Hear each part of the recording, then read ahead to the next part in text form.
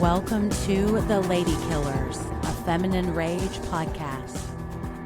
Hello and welcome to The Lady Killers, a Feminine Rage podcast. I am your host, Jennifer's Body Adams, and hey, you guys want to see a dead body? What movie I is know. this? Which podcast is this? Seriously, it's not just outside of Castle Rock in some blueberry bushes by the train tracks, but it will take us on an existential journey through our own relationships with humanity and burgeoning adulthood. No, we're not talking about Stand By Me. This body is on the water in Tim Hunter's River's Edge. Now, if you've seen River's Edge, and first of all, if you haven't seen River's Edge, you should definitely watch it because it is awesome. Probably before listening to this podcast. Yeah, because we're going to spoil it. Yeah. So if you have seen this movie, you may be thinking, I don't think there's an actual woman who kills in that movie. And you're right. But we are going to talk about it anyways because we have villainized women here. And we are going to talk about the concept of blaming women for things, which, you know, is the first time I've ever talked about Yes, that. So you and me I'm both. real excited. Seriously. But I'm not alone. I'm joined by a fabulous panel of lady killer experts joining us from the Losers Club. So this is a bit of a crossover podcast, not talking about Stephen King or Stand By Me, but talking about River's Edge. Randall, say hello and tell us, what's your favorite Keanu Reeves movie? Hey, it's Rockin' Randall here, and my favorite Keanu Reeves movie, that's a great question. I always loved him, even when people were kind of hating on him. I feel like I always stood by him, because there was like a period in the 90s Dracula or early era, 2000s, for I feel sure. like. Yeah, especially Dracula era, where everybody was like, he sucks. And I will say, I actually watched Francis Ford Coppola's Dracula for the first time, and Keanu's fine, but he's definitely like not on the same level. he's miscast. But I can forgive that. Yeah. It's just the thing with him is that he's all charisma. Like he's so fun to watch on screen. I don't like need him to be a great actor, but I do think that's in the right role he can be fantastic. And I think a lot about My Own Private Idaho. It's really beautiful. It's I think like that's one of those movies where Keanu's beauty really lends itself to like why it works. Like I think a lot of Keanu,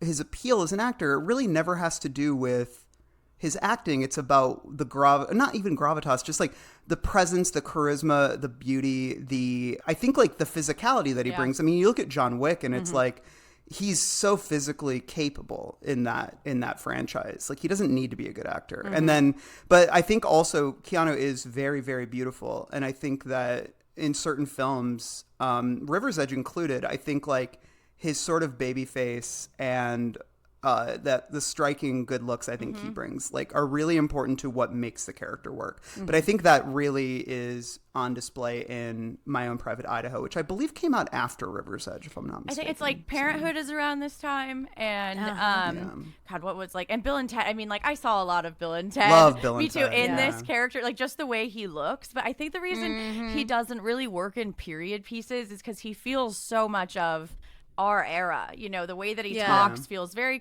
you know, Californian, and I just can't really picture him in anything other than like the 80s, 90s, 2000s. London. Yes, exactly. Like I've never seen He's so perfect too in like Point Break, you know, which he's playing like an undercover FBI agent who's hanging out with surfers. And it's such a silly movie and he's so perfect in it. And I love Speed. There really isn't like Is there a bad Keanu movie? I don't think so. I mean, there's bad Keanu movies, but I don't think there's a bad performance. Yeah. In terms of what you expect. I from even him. like Constantine. Like I know everyone hates it, but I liked it because I just like it's a genre movie, so of course I liked it. Yeah. It's cool. I've never seen It's that fun. one, yeah. It's fun. It's not great by any means, but I enjoyed it. Well, he's one of those actors that I feel like is always kind of playing himself. And Yeah. I don't say that in a derogatory way because I love what he brings. He just brings this really special energy, you know, that He has limited range, but that's not a bad thing. Like Crispin Glover has limited range, and we'll talk about him. But, yes, we will. but what he does in that within those limitations to me is transcendent. Whereas, like, you know, you've got someone like Gary Oldman who can play literally anyone. Like I'm thinking of Dracula, obviously, but then you've got someone like Keanu, and I think he really thrives in specific roles. But are times where I think his beauty and his charisma are subverted in interesting ways. I think a lot about like Nicholas Winding Refn's Neon Demon, where he plays kind of a really creepy like hotel or motel owner, and he's very menacing and very scary. It's a pretty small role, but I love it when he does stuff like that because I do think he can pull it off. Yeah. But I think that is pushing at the edges of his range. Well, and you just heard her voice. Sammy, say hello and tell us what's your favorite Keanu movie. This is Sammy, You Got Any Bud and Bottles, Kuykendall, which was one of my favorite line reads of this entire movie. I wore my Miller High Life sweatshirt, even though it's not a Bud, but still I was trying to stay on theme with that. Because I loved Dennis Hopper in this. It was incredible. But man, now that we're talking about it, I want to have like a Keanu-thon. Like there are still so many of his movies that I haven't seen. Like I haven't seen Knock Knock, and I know Mike really likes that one. He really wants me to watch it. It sounds fun. We'll cover it at some point, cool. I'm sure. So I'll keep it. Yeah, I was going to say, that's a lady killer. I will definitely keep him from watching it until then. But that's definitely on my list. I have not seen Point Break. That's a big one. Mike's been, I know, and Mike's, I love Patrick Swayze. I do. Dirty Dancing was a very formative for me as a young girl. Yes. Also, sorry for the noise I just made. When you said but it was warranted. It was justified. It was. Yeah. Mike's been looking for it to be like on a big screen here, so I can see it that way for our first time. I might die. So I've been waiting for that. But honestly, like, I really love Devil's Advocate. Like, I think that movie rules. So good. It rules. Yes. It's a slapper. Like, everyone's really good in it. I love Al Pacino in it. So that was, like, one that I saw pretty recently. Like, when Mike and I first started dating for the first time, and I was like, oh, my God, this is such a Sammy movie. But, of course, I can't not mention the Matrix trilogy, or I guess it's a 4 now, whatever you call that series. But those will always be near and dear to my heart. I watched them as like a freshman in high school. So it was really like when I was starting to get into movies a little bit more, and I was like getting stoned for my first time too. So those two moments feel very intertwined with each other. And you're talking about how he's, you know, like so physical in his roles. Like The Matrix, I feel like was the first time I really saw him like fucking give it his all and feel like he's an acrobat or something. So yeah, I think those are my top. But maybe that'll change once I've seen more of them, because I still have quite a few. Do you know who wrote Devil's Advocate? Let me see. No. Was it the devil? Yeah, it probably was. It was a man named Tony Gilroy. Do you know who that is? Yeah, I know that name. The Andor writer and creator. Yeah, I was going to say, I knew you were Andor I'm fan, a big so Andor head. that. Oh, I didn't know that. That makes me like it even more. Yeah, Tony Gilroy's got a great screenwriting history, generally. And I think we can cover Devil's Advocate. You know, it's the same director devilish too ladies. as the guy who directed it also directed Dolores Claiborne, which is another movie we can cover. So that's right. Yeah. Yes. That was Taylor Hackford, right? Yes. Yeah, he's great. Yeah. Well, my kids would kill me if I didn't mention Sonic the Hedgehog 3. Oh my, yes, of course. He is the voice of Shadow, and of course, you know, I love to talk about Sonic on this podcast. Although I do not think he is better than Idris Elba as Knuckles, because Knuckles who funny. could think that? Exactly. How do you top Idris Knuckles? Elba as Knuckles has like Zendaya as yes, it does. It belongs in a song. It's fantastic. But The Matrix is my favorite. It's so That's one of good. my all-time favorite movies, just period. And I love him in this. I mean, Speed's one of those I haven't movies seen where Speed if you, either. I know. my God. I've seen it like 20 times. Because Mike if you loves watch it. 5 minutes of it, you've got to watch the whole thing. Yeah, you know? it's like a ass in the seat movie. And it's Dennis Hopper too, back together Hopper, again. Keanu Yep. Reeves reuniting. Mike and I were joking that like this is them. Like after the events of this movie, they go on, and then Mike was like, and then he becomes Speed, and I was like, yeah, no, he becomes Speed. He becomes the boss in the movie. Did Mike watch Rivers? Well, he did, yeah, and he said he like had it? seen it before. He was okay. said this was like in his like grunge era, you know, when he was really discovering movies like this. But he hadn't watched it since the '90s, and we were both really into. I couldn't believe like this was one of the first times in a long time, which I know we will get to in our next category, that I have not gone in with no knowledge, like didn't even IMDb it. So I had like, you know, the Kevin Bacon one that's like Rivers River yes Wild. so I kept thinking of that before That we is watched such a it, good movie. and I like that movie, but I was like love it. totally not anticipating what I got here with this. But you know what, Very I different should have movie. known, given that Randall picked this movie. I've been saying, I think I even told you, Sammy, I was like, it's the most Randall movie that has yes, and ever I mean Randall. that Complimentary. from the bottom of my Oh. heart, because I too love movies like this. But yeah, I was definitely not anticipating it to be nearly as bleak as it is. Yeah. This is absolutely my Yes. shit. Yeah. Yeah. I mean, even if it didn't have Crispin Glover in it. But Yes, that's I just, know. like, It is the icing holy on the cake, grail you know? of Randall's You know? favorite things. Oh yeah. Well, let's talk about this holy grail in our first category, her story. I am so much happier now that I'm dead.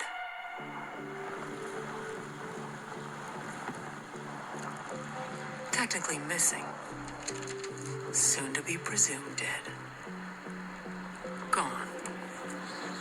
And my lazy, lying, cheating, oblivious husband will go to prison for my murder. And this is a section where we tell the story of the film. Spoilers abound, so listen at your own risk. I had a hard time writing this synopsis because it's one of those movies where a lot of things happen, but it almost kind of feels like nothing is really happening too. So if I get anything wrong, let me know. Well, I think that's part of it too. Is like there's all this like bluster, fire, and fury, and it all really amounts to nothing. Yeah, which is really, I think, purposeful. I think so too. And it's so hard to activate and dramatize that, which is, I think, part of, and also like dramatize apathy, which is something I think is extremely hard to do on film. Yeah. But sorry, I'm interrupting. No, you're fine. No, I was thinking it's been a while since I've read The Catcher in the Rye, but I was reminded of that with this. What's funny is like I kept thinking of him as like Lenny from Of Mice and Men, except like if Lenny was horrible. It was a sociopath. Yeah. If Lenny was just the worst. Right. All right. While throwing his sister's doll in the river, a child named Tim hears a teenager hooting on the edge of the water next to what appears to be the dead body of a naked young woman. This is Samson, or John, like the toilet, who's murdered his friend Jamie. Tim's older brother, Matt, Keanu Reeves, gets a ride from his friend Lane, who is Crispin Glover, to Feck's place for some pot. Feck is a paranoid recluse who had to kill a girl several years ago. We're going to talk about it. We'll talk about that. Oh, yeah. And now hangs out with an inflatable doll. Her name is Ellie. Let's not. Oh, pardon me. Let's Which I not should have erase remembered because that's my cat's name, too. And I was like, oh, okay. At school, John tells Lane and Matt, along with their friends Tony, Clarissa, and Maggie, about Jamie's death, and they all go out to see the body. Lane goes into caretaker mode and starts figuring out how to bury her, but no one wants to help, including John, so later that night he rolls Jamie's body into the river. Uncomfortable with the secret, Clarissa considers calling the cops to explain it all. But it's Matt who ultimately reports the murder. I'm sorry, I had to. With the cops on his tail, John hides out at Feck's house. Back at home, Matt fights with his mother's boyfriend and Tim while hiding from Lane. Tim is angry and heads over to his friend Moko's house. These two, like 10-year-olds, steal Moko's father's car and drive to Feck's house. Yeah, and nunchucks, that's right. How could I forget the nunchucks? They are so distressingly young looking. I know. Which I think is key. Yes. Yeah. I was like, are they sitting on phone books? Because I don't know if they reach could the see pedals? over the wheel. Yeah. I know. Meanwhile, Larry and Matt pick up Clarissa late at night, but Lane, who seems to think he has some kind of ownership over Clarissa, is a huge asshole and kicks her out of the car. Matt gets out to walk her home, and after kissing, they swing by her place to pick up sleeping bags, then head to a park where they have sex and spend the night. It's very sweet, but I have to say, their hygiene was kind of distressing to me. I was like, when did y'all last take a shower? I love that don't know was what was it distressing. Not that it is like paired with the death of John. Like it's That's like the true, sex yes. like, it's their hygiene that is distressing to Jen. Or that they're in a sleeping bag in a park. Although I did once hook up with a guy in a sleeping bag on the side of the highway. I can't imagine what it smells like in there. So, oh yeah, I found something so like beautifully nostalgic about yeah. Seriously. It was like, we said we were camping. It was not camping. I mean, yeah, who hasn't had sex in a sleeping bag in their youth? Exactly. With a sixer, empty on the sixer, ground, yes. you know? I mean, it's probably Four Loko in my case, but... So John and Feck pick up beer, then steal some ammo for Feck's gun. They wind up at the river's edge where John killed Jamie. John starts messing with Ellie, whom he's brought along, bragging about the murder and shooting Feck's gun. Feck has his own soliloquy, then fires a shot. While they're out, Tim and Moko smoke a bunch of weed at his house. Then Feck gets home and the two kids attack him and steal his gun. Reporters interview Maggie and Tony at school while the police take Lane in for questioning, having found him passed out behind the wheel of his curious car. He tries to call Feck, but hears the police barge in. The teens all gather at the river's edge, and Matt confesses to turning John in. Lane is outraged, but then finds John's body a little further down. Tim emerges from the bushes with Feck's gun and threatens to shoot Matt for hitting him earlier, but Matt is able to talk him down. The police arrive and take them all in. We close with Feck in the hospital, confessing to the long-ago murder and for killing John. At Jamie's funeral, the kids finally show some emotion. And that is Some. Rivers. Yes, An some inkling of emotion. Yes. So, Randall, you chose this movie. What's your story with River's Edge? Yeah, so as you kind of mentioned earlier, I've always had an interest in Crispin Glover as a performer. My favorite movie growing up, and still one of my favorite movies, is Back to the Future. That to me is my sweet spot. I think I'm in terms a Willard of gal myself, man. I love love Willard, Willard. yeah. Unironically, I love that movie. And Willard came out kind of when I was at the peak of my Crispin Glover obsession. Perfect. And I think what triggered my obsession was I read this essay that Crispin Glover wrote called "What Is It?" that is pegged to a movie that he made, and it was very subversive and very dark. And I'm not even sure I would agree with it now, but he sort of is very interested in the ways in which we portray violence and mental illness and disability on screen. And I think he wanted or sought after a kind of more subversive and more quote unquote violent, I think, film kind of milieu. And he made these movies that like What Is It is a movie that stars primarily people with Down syndrome and a man with cerebral palsy, and it is filled with like penetrative sex, like it's X-rated. Never heard of this. And yeah, well, it doesn't show, you can't like rent it. Got You it. can only see it when he tours with it, which I'm not sure he does anymore, but he used to a lot. I've seen it a couple times, and because he would tour with it, and he wrote these like books where he would take old like copyright lapsed kind of public service books. Like there's one called Rat Catching, and it's all about how to catch rats. And he basically takes the existing text, chops it up, adds photos, writes his own text in, creates a story out of it. And the editions are really beautiful of these. And so I was really into sort of experimental art at the time. And I was drawn to what he was doing because it felt very subversive and very against the grain. And I just found him a compelling personality. Yeah. I think that he was someone who came from a Hollywood family. His dad is Bruce Glover, who was in like Chinatown, and he was a Bond villain at one point.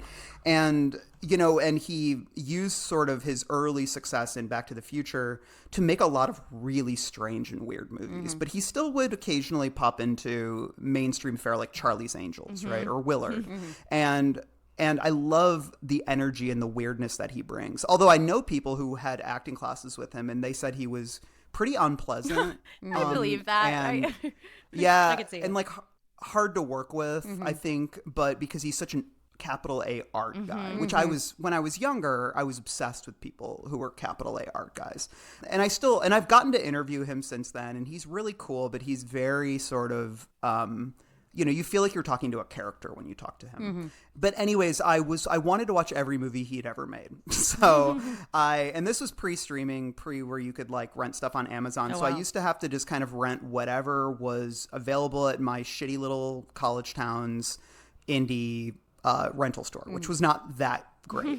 But I was able to watch movies like, Jim Jarmusch's Dead Man, and even Cowgirls Get the Blues, and Wild at Heart, the David Lynch movie, and like a lot of these like more indie movies that he was in. And then also he had a few others too that were like really indie that I couldn't even find at my store. But River's Edge was one of them, and that was a role that came up a lot when I saw him do interviews and stuff. He talked a lot about this movie, and he had a lot of great things to say about it.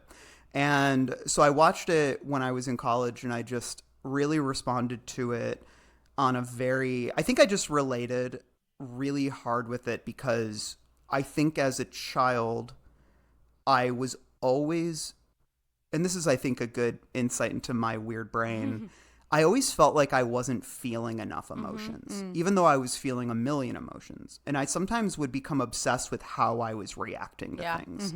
And feeling as if I should be reacting more or less. And I wanted to sort of regulate my emotions.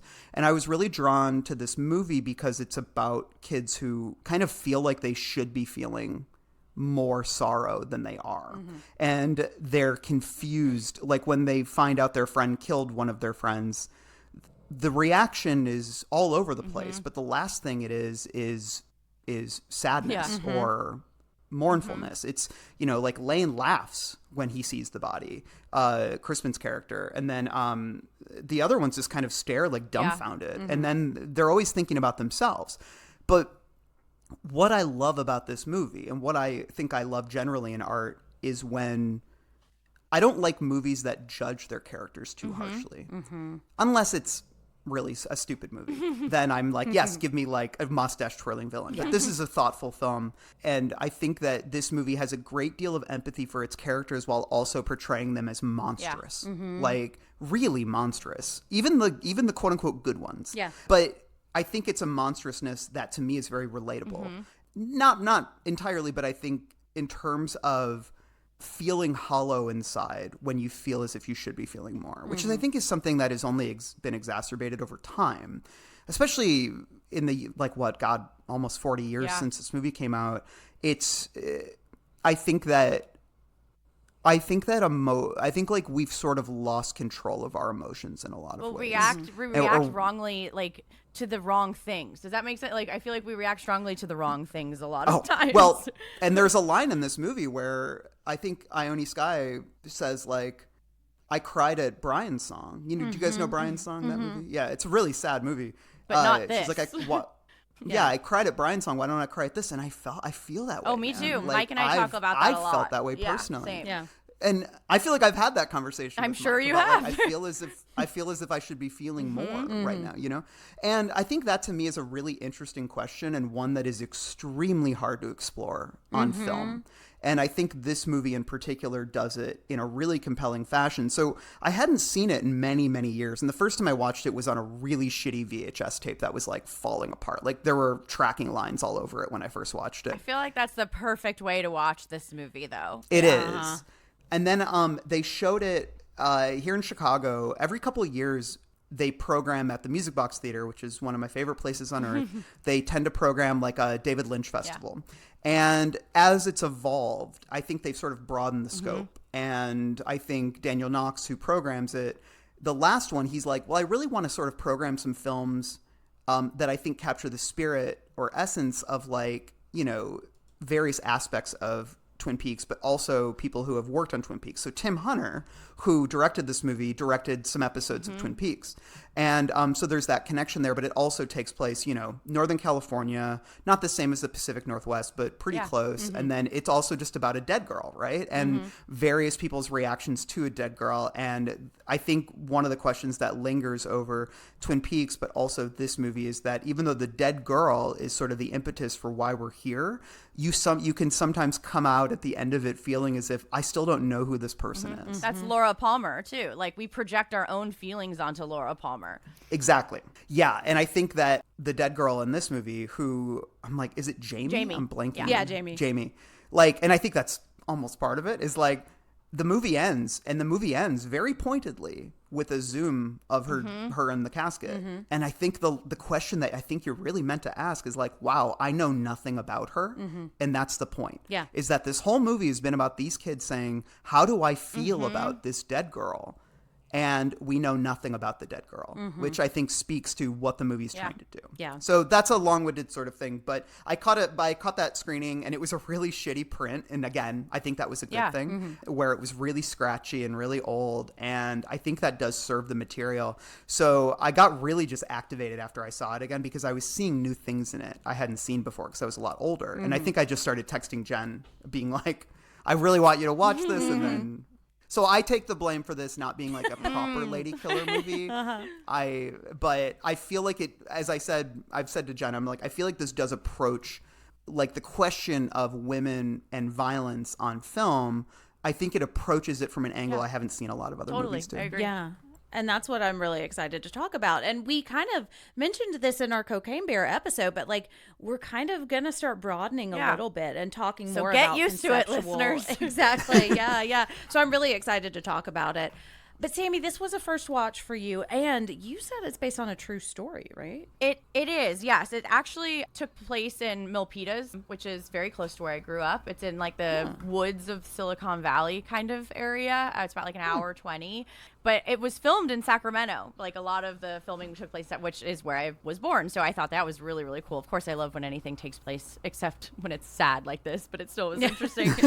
But I really, really enjoyed it. I had, like I said earlier, like I had no idea what this film was about. And I'm really glad I went in with that because it was really jarring those first 5 minutes when I put it on. I was like, oh, it's not what I was expecting, but it was a pleasant surprise. But I feel like this movie, you know, you were talking about the way that it looks. I feel like it looks just as bleak as its subject matter. Like it has these really stark, muted and cold tones, and it's not a pleasant film to watch, but I do think it was, you know, an incredible one, although I personally love hard to swallow films like this, as Randall and I have talked about. But you mentioned that the director was a television director, and he also did like Mad Men episodes and Hannibal, so like he has been around, and that makes sense because David Lynch's cinematographer Frederick Elms, I guess, was the cinematographer for this movie. So that like checks out because I do feel like this movie feels so much like Blue Velvet. And of course, Twin Peaks, you know, we've got this country town that's kind of clearly on the far end of the tracks, you know, with this like gross brown tinged river water and scraggly trees and unattended landscapes that feel like this like socioeconomic like breakdown of these towns that that's we have. A big part of it. I love that. And I feel like there's, you know, there's a bleakness and cynicism to it that I can only really compare to the likes of like Kids by Larry Clark or Gummo by Harmony Korine. And I love Kids. I saw it at a very young age. I should not love that movie as much as I do, but it is very formative for me. That was very formative for me, that movie. It's funny that you say that. I was reading some Letterboxd just reviews of people that I follow who have seen this like before we recorded, and somebody called it proto Larry Clark. I could totally see that. Yeah, and I completely agree. But so yeah, it is based on a true story, and I got this from a Slash Film article titled "The Murderous True Story Behind 1986 Movie River's Edge." This movie actually won Best Picture at the 1988 Independent Spirit Awards, which I thought was cool. Really? Also, Roger Ebert really liked it, which is cool. Ebert was a huge like fan you just of this, his quote is on the poster for the movie. He usually, I feel like, doesn't like movies like this, so I thought that was really interesting. I'm still mad at him about I Spit on Your Grave. Well, yeah, I am too. But so in 1981, 17-year-old Anthony Jacques, I think is how you say the middle name, Broussard, strangled 14-year-old Marcy Conrad to death and left her body in the foothills of Milpitas, California. The murder shook up the Silicon Valley city and made enough national noise to catch the attention of Jimenez, a native of the area who was studying film at UCLA.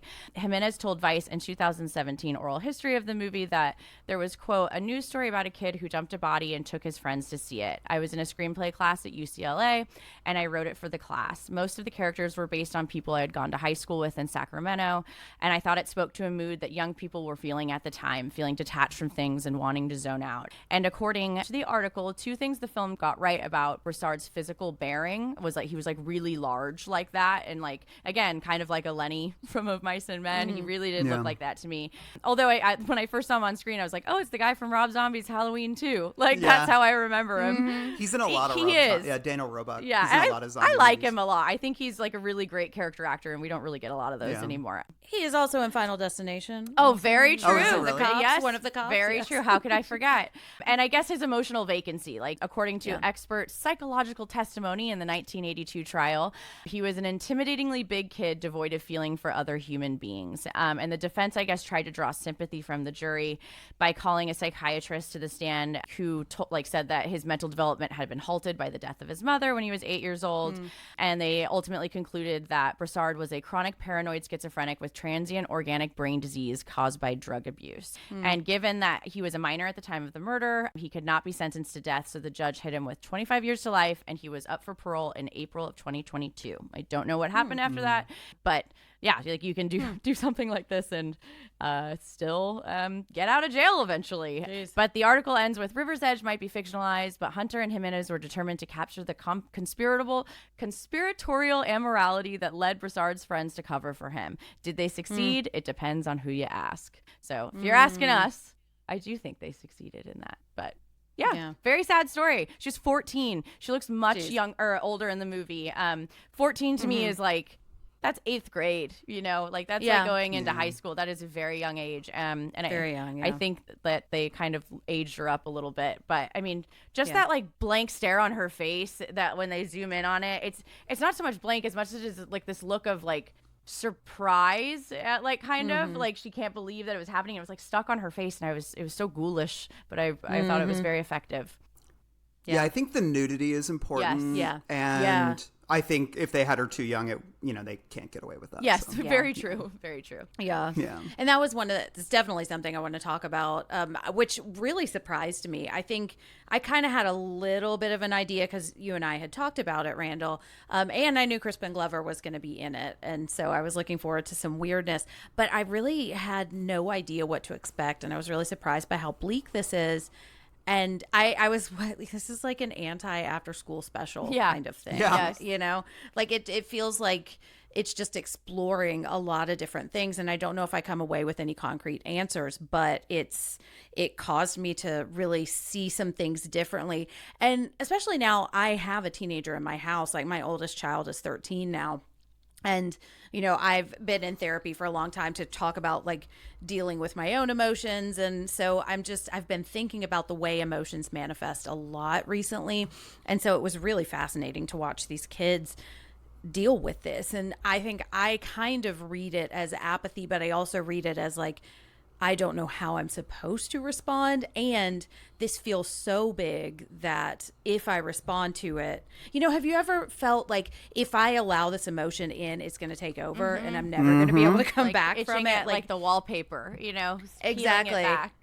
Yeah, I think about it as like if I stick my foot down into this water, the undertow is going to drag me in and I'm never going to be able to get out. And so watching them just kind of muddle their way through. And I am always fascinated by these kinds of movies where teens are just kind of wandering around at all hours. They don't seem to have any kind of parental supervision, I mean, as a parent of a teenager now too, and I didn't grow up like that, like my parents were pretty vigilant and strict. So I'm always just kind of curious, like what teenagers will do when there really is no good adult supervision or adult guidance. I mean, I did a lot. Like, I didn't kill anyone, obviously, but like, For the no record. one was watching me. I did a lot more than I should have been doing in my young age. When you're left, like, you have to have your own moral code. Because there's no one there to set it for you. So you have to kind of determine what it is and what like you're not comfortable with. And I definitely skirted the line a lot as a teen, but never to this caliber. But I think people don't like to watch movies like this because they have to like face that their kids are capable of something like this. And I think we don't really get movies like this. Like Adolescence is kind of the closest thing I have seen recently that's like this, and that we're kind of facing it head on, that like kids need to be watched and you need to monitor what's going on in their lives, especially on their phones and at school. But I do think there's a certain point where like, what do we do? What is there to do? And that this movie kind of exasperates that feeling, I think. Yeah. Yeah, I mean, just look at how absent all the parents are Yeah. in this. And it doesn't even blame them. Like, Keanu Reeves' mom is just, she's got this deadbeat boyfriend, the dad's gone, and she has to work all the time. And it's like, and it's this sense that her kids are slipping through her fingers, because she's trying, but it's impossible to like keep up. But I think what's also important, and this is, I think resonates with everything you guys are saying, is this is the kind of movie I feel like that is often best written by someone extremely young. I believe it's Neil Jimenez wrote this when I believe he was in his early 20s. Oh, wow. And that to me feels very accurate, because I feel like it does feel in some ways like a beginner script, and that's not a bad thing. This means that this is someone who isn't obsessed with the rules of screenwriting yet. Well, it's because he was at UCLA in a screenwriting class when he wrote it, so he was learning, and that I think you can totally see that in this script. Yeah, but that's sometimes the best stuff, and where sometimes young people can write things because they're not as concerned with hitting certain beats. They're not as concerned with having characters that represent the audience, or every aspect of the audience. This is a movie that wasn't workshopped. If I remember correctly, like they didn't even like rewrite the script that much when they filmed it. It was one of these things where it felt like lightning in a bottle, and they wanted to just get it on screen. And I think that if it had been fussed over, you might lose some of the, I think, because like Jen, you kind of say like, it's also big. And that is the thing, is the themes are so large and the ideas are so daunting that you come away not with concrete answers, but more of like an uneasy feeling, or I think provocations towards certain ideas. And I have thoughts on many of them, but I don't think that's the thing, is I don't think it was written to have some kind of huge takeaway, aside from the fact that this is a case that interested me, and this is me trying to like create the circumstances in which this event happened, how these kids reacted without judging them too harshly or trying to impose a larger theme on that. And I think that's why, to me, it is so successful. Even if I think like for some people, it can be frustrating because you want to feel as if the movie is taking a side, or like a character is sort of worse than the other, changed. Well, yeah, worse than. Well, I mean, I think there are some. Samson's pretty worse for than sure. The others. But I think it's also like you want to see a larger change by the end, and we really don't get it. Like you said, you see some emotion at the end, but even then, it's not that much. It's like the characters have not changed that much from the beginning of the movie to the end, which is, to me, it's hard to pull that off. And I've been in a million writing classes generally where they say that is the number one sin. And most times that's correct. You want to see characters change. But in a story like this, I think it really benefits to see that I think the characters want to change, or they want to feel different. They want to accomplish something. And they're all torn in different directions. Like, I just love the sort of nuance in the different reactions that we see here. And I think they all pull in different directions without the screenplay like categorizing any of them too much into a archetypal role. Yeah.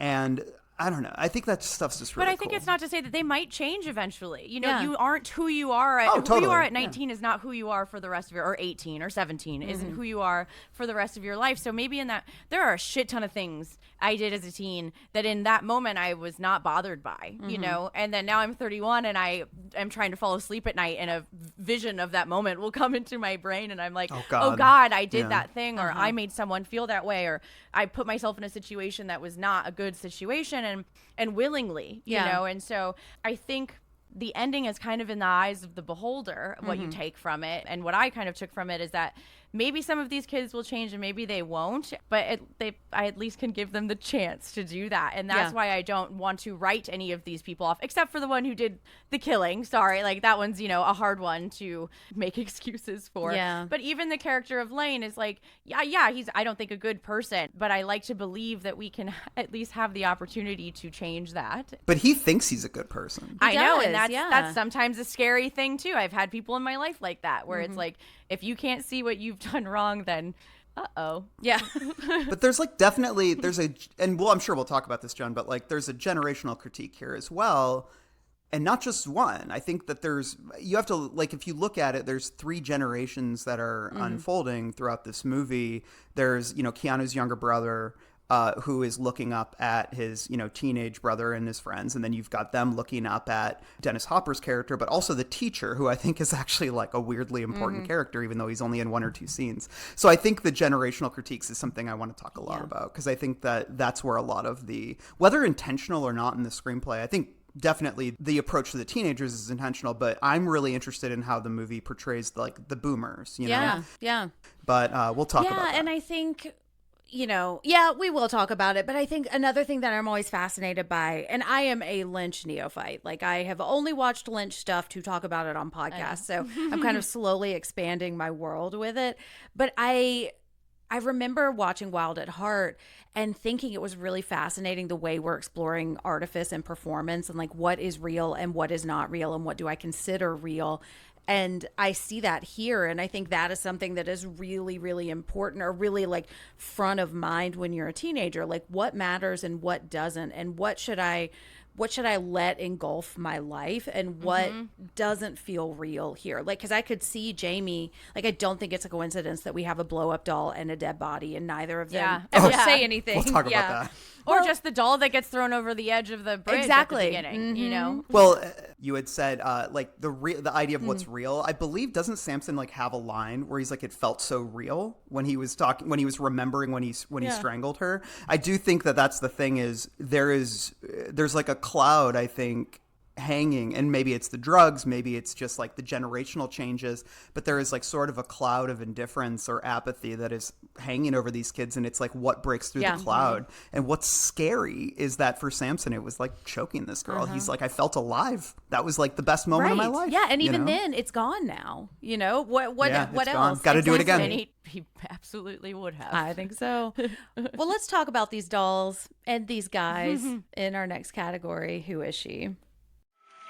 I just wish we could all get along like we used to in middle school.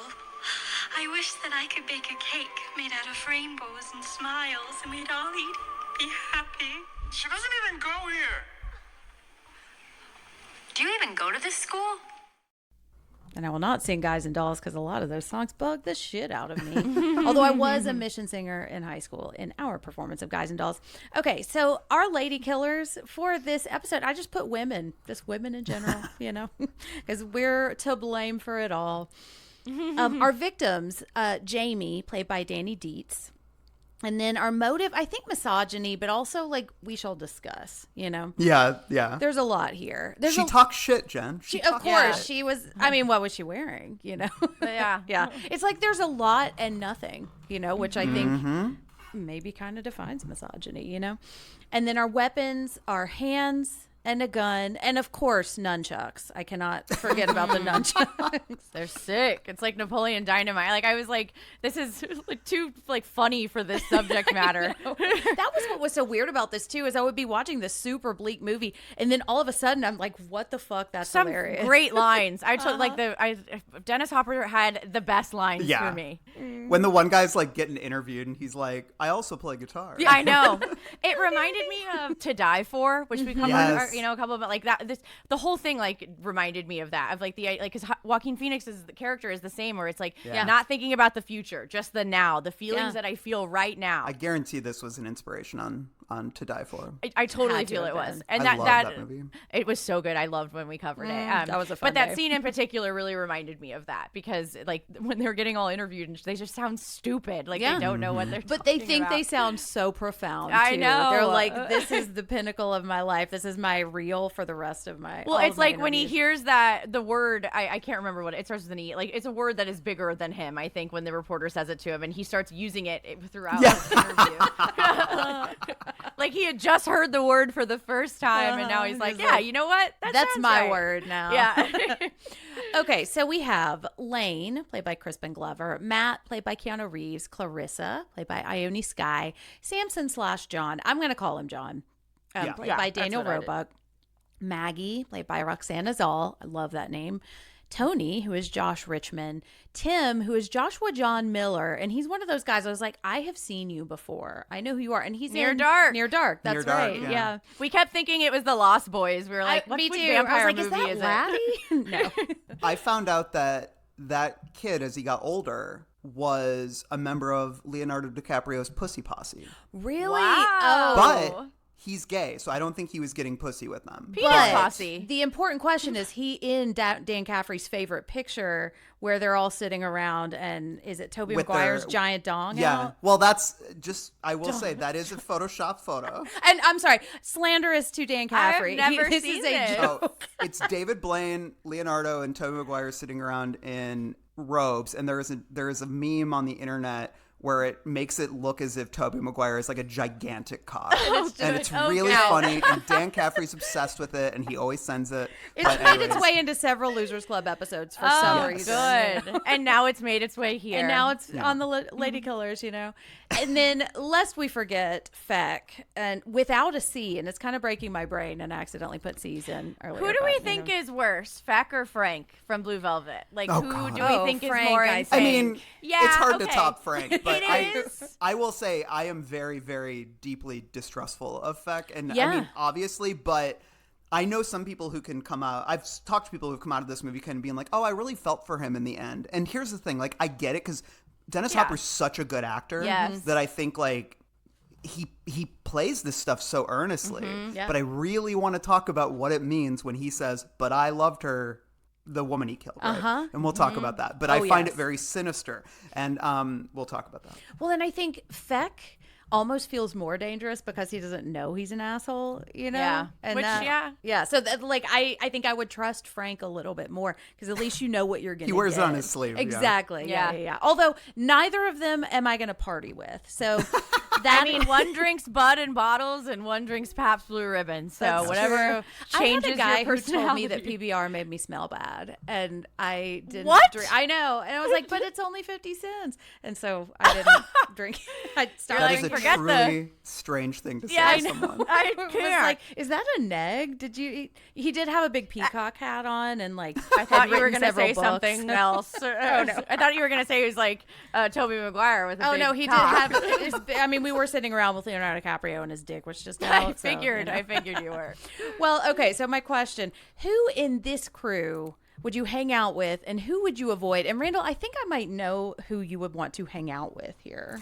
Here's the thing. In real life, I would absolutely want to hang out with Crispin Glover. And I will say, I am a straight man. I find him almost like impossibly beautiful in this movie. It's I almost think hard so, to too. look at him. You know, His features are very like sharp and almost feminine looking to me. Yeah. And his eyes are like so piercing. Mm-hmm. Yes. And I love his outfit, as goofy as it is.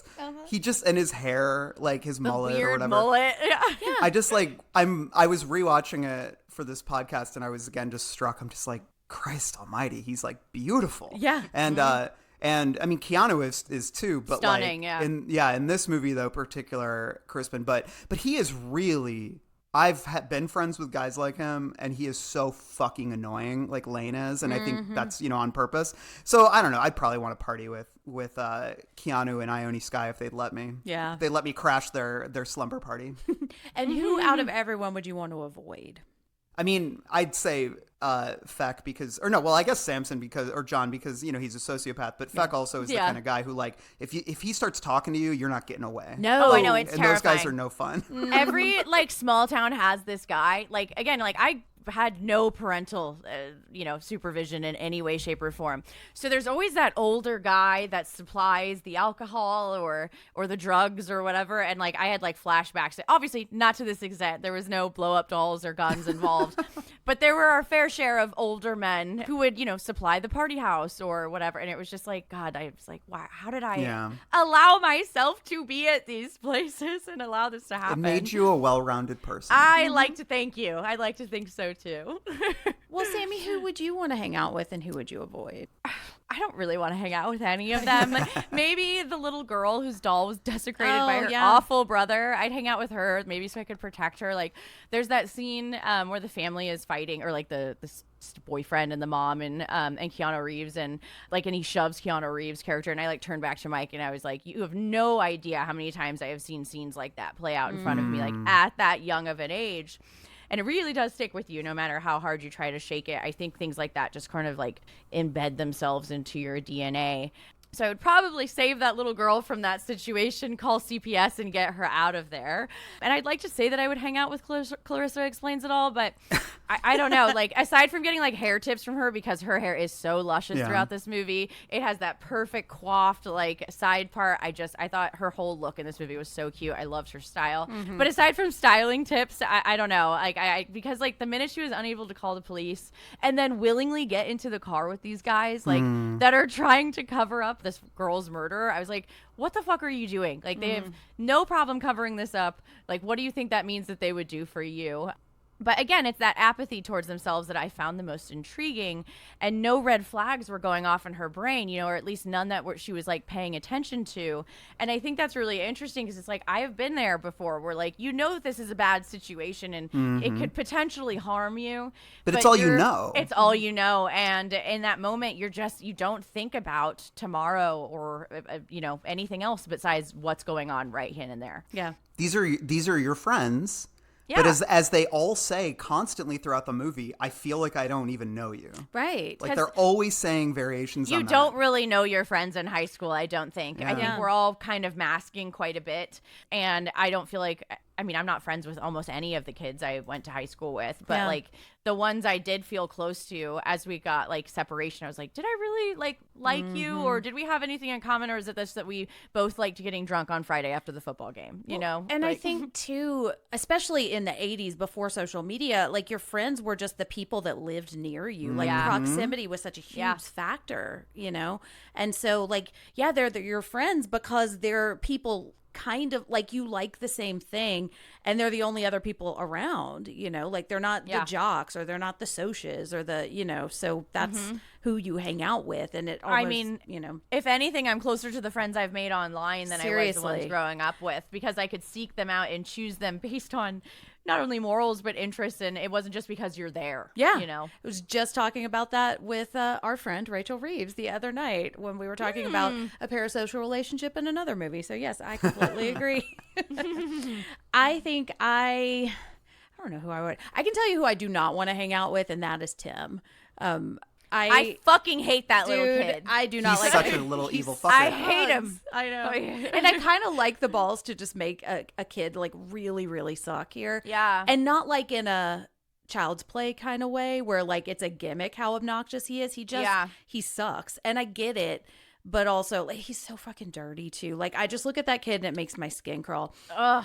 Like Well, the it's the kids drip that you down, know right? that aren't just getting any love at home I that come to know. school, Yeah. which it makes me sad that I hated know. this character so much. But like, I mean, again, I have seen that kid who, you know, no one was washing their clothes and they just were being sent to school in dirty shit. And it's sad, but a lot of times they also aren't very good kids, and it's not, you know, But that's the fault. it's like it's the circumstances. Yeah. I mean, Yeah. the Oh, kid doesn't absolutely. stand. The kid doesn't stand a chance. No. Totally. And like because like this is the environment you're growing up in. I mean, and again, it's not as if like this dooms everyone who grows up in these kind of circumstances. But I think like the poverty, the sort of like neglected emptiness of the town, like when you see them walking around, like the film captures that so well. There's nothing glamorous or beautiful about this area. And that's not to say Sacramento isn't beautiful. It's just like it isn't. the way it's filmed is just like it really does capture a certain despair in this area. And then when you just see how all of them live, it's and they have these absent parents, absent families, and they're trying their best in a lot of ways, but they're like, this is a poverty stricken area and everyone is distrustful of each other. I mean, I think like about like when I think it's like Tim, not Tim. I can't remember whose dad it is, but like somebody chases like Keanu, Mike's this one with a dad, shotgun. I think. Mike's dad, like he chases him with a shotgun. Like everyone's distrustful and hateful, and like because they're all like living on the edge of poverty and they're all struggling. And then like the longer that these cycles continue, kids are going to start getting, you know, hardened and calloused a lot earlier and earlier and earlier, and that's what's happening to this kid. And like, I even love at the end when Keanu like takes the gun away from the kid. It's not even really like they don't hug or anything. Yeah. It's like he just takes the gun away. Like in another movie, they would hug and say, "You know what? You're my brother, Work it and I love out. you." There would be a moment, a I'll monologue. always be and- there for you. Yeah, they don't do that. He says, "I'm your brother," and that's like that gets through enough. But Yeah. at the end, it's like I don't see them being closer. Like No. it's this sense of there is such a like I think, and this kind of gets to the generational aspect, but when you look at the absolute divide between the generations in this, from like, you know, the kid, like the preteens to the teenagers to the adults, there is like a huge gulf between all of them. Like I think I kept, when I was rewatching it for the pod, I kept thinking about when John says to Feck, and he's like, wait, hold on, I wrote down the line about the blow up doll that he carries around. He basically says like, "Oh, you're really attached to this thing, aren't you?" Yeah. Like, he can't. They don't. And like, yeah, that is weird. But I think what it represents is this idea that none of them understand each other or what they're into, and like the adults are absolute, or like the older people are just absolute mysteries to them. Like they don't understand why they like anything or why they believe in anything. So. And that's kind of like our youth today right now. We have so much of that cringe culture and liking things that you're not allowed to, like everything's subject for analysis, Yeah. you know? So I feel like being a teen right now sounds fucking horrific to me. Yep. To have like a camera in your face all of the time, or people judging you just based on your interests. And it's always been like that. Don't get me wrong, but I feel like the internet and these phones in their pockets have definitely you can't escape it. It's everywhere. You can't just go home after school and the kid that's being mean to you isn't there anymore. Like he's still there with you no matter where you go now. Yeah. Yeah. And it's forever, you know, Yeah. because it's going to last forever. Yep. Yeah. The things that I did as a kid, like, So I glad cannot that they're fathom I know. if they were to like put online and forever for everyone to see them. I would never get hired at a job. I don't think like it would my digital footprint would be not good. Yeah. Same. I think I would probably want to hang out with Matt, but I also kind of like his mom we know a little why bit. you wanna hang out with Matt. Because I got eyes, you know. But I get really it. like his mom's rant. That's what won me over to her. And I think you're right, Randall. I think she is, for the most part, doing her best in a bad situation. But But she's bitter. She's angry. she I don't is. blame I know, her. and I would I'd be be bitter and too. angry too. That's what birth control is for, girl. Seriously. Man. Well, okay. I would not want to get into Lane's car. No, I wouldn't either. called it Curious, but it's one of those cars. Like it almost kind of reminds me of Fred Flintstone. Like you feel like the bottom. I was is gonna about say to it felt like a Hanna-Barbera car. I know. Like, But if we did get in it, we would get in Loser. We're going killing. This woman will soon cut, chop, break, and burn 5 men beyond recognition. And there isn't a jury in this country that will convict her. All right, so let's dig into the details. Let's talk about Jamie and John. Okay, I've written down quite a few quotes, but John, it's interesting because John is caring for his aunt, you know, and he is very nurturing Aunto. and kind. Aunto, yeah, which I Aunto. loved. And I mean, we see this all the time. You can be nice to one woman and still hate women. Like that is not mutually exclusive, you know. Well, I think the key distinction is that his aunt needs his help, and he is in a position of power with her. With Jamie, she's talking shit. Yeah. Okay. It's like this, and I think what's really important to keep in mind when we're talking about like the relation, how the men view the women in this world is that, and this is sort of key to the teacher is monologuing early, and he kind of says like, "Hey, feminists, you won." Wait, how does he phrase it? He says, "You civil rights women's movement, like it or not, ladies, you're now expected to have careers, maybe later wife and kids." And there's this sense that women have more, I think in this world at this time in culture in the 80s, it was like, well, women have, like the women's lib movement is successful. And I think a lot of men felt a lot of resentment towards that because they felt like they were losing the cultural dominant power and that women were becoming more assured, more confident, more sexually confident, and they could assert power over men. And men didn't want to lose that. And I think that is really key to what was going, like John's relationship between his aunt, who is much older, and then his girlfriend, who is younger and, you know, is pushing against him. One could judge him, you know what I mean? One can make him feel small, and one doesn't. One, like, he has to lift up. Well, so I didn't even think about that. and he is, because I wrote down a couple of quotes. She's talking shit about his mom too. Like, so she is like actively shitting on the woman who is like reifying his worldview of what women should do, you know? So it's not just that she's talking shit, it's that she's talking shit about another woman and assuming that she should be able to behave in a different kind of way. But he says, "I killed her. She was talking shit." Then Lane says, and I'm not going to do an impression, although I'm kind of dying to. It's a pretty harsh California accent. As someone who grew up here, I was like, man, I don't think I've ever met anyone that sounded like that's that. California. It's like Yes. that SNL skit, the Californians, you know? Exactly. Like, it's very exaggerated. It works for this. It doesn't bother me. But as someone who's lived here my whole life, I've never met anyone that sounds like that. It's kind of mesmerizing. Like, I was watching him and I was like, I cannot take my There's eyes a off little of bit of George McFly there. Yeah. That's the thing. He doesn't play real people. No, I don't. When Crispin Glover acts, he is acting. And that is that to me, some people can pull that off and some people can't. Like some people disappear into characters. Crispin does not disappear. He is always Crispin Glover. And I think it's like you have to enjoy that. For me, I'm with you, Jen. I find it mesmerizing. And so I'm like, what do we do? But he says he had his reasons. She was shooting her mouth off about his mom. And then I wrote down what John says. I didn't need no gun. I did mine with my hands. I wasn't even mad, really. She didn't look too surprised, just a little stoned. She couldn't move. She couldn't scream. I had total control of her, and it felt so real. She was dead there in front of me, and I felt so fucking alive.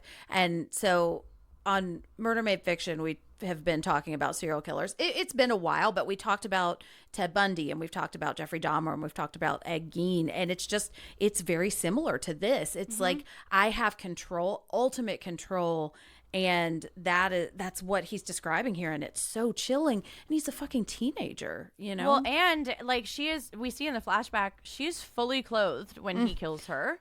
And she's naked at the end, so that leads me to believe that he undressed the body after, and make her vulnerable. Even more, well, even in death, like expose it. Like I think about this all the time, like what is going to happen to my body when I'm dead, and it's because I think about it a lot too. It's because of that character in The Regulators, the Stephen King book, that dies with her skirt up, you know, and that image has haunted me. So disturbing. I thought about it a lot after I watched The Mortician, that documentary on HBO about the guy who was, you know, putting all of it's so good.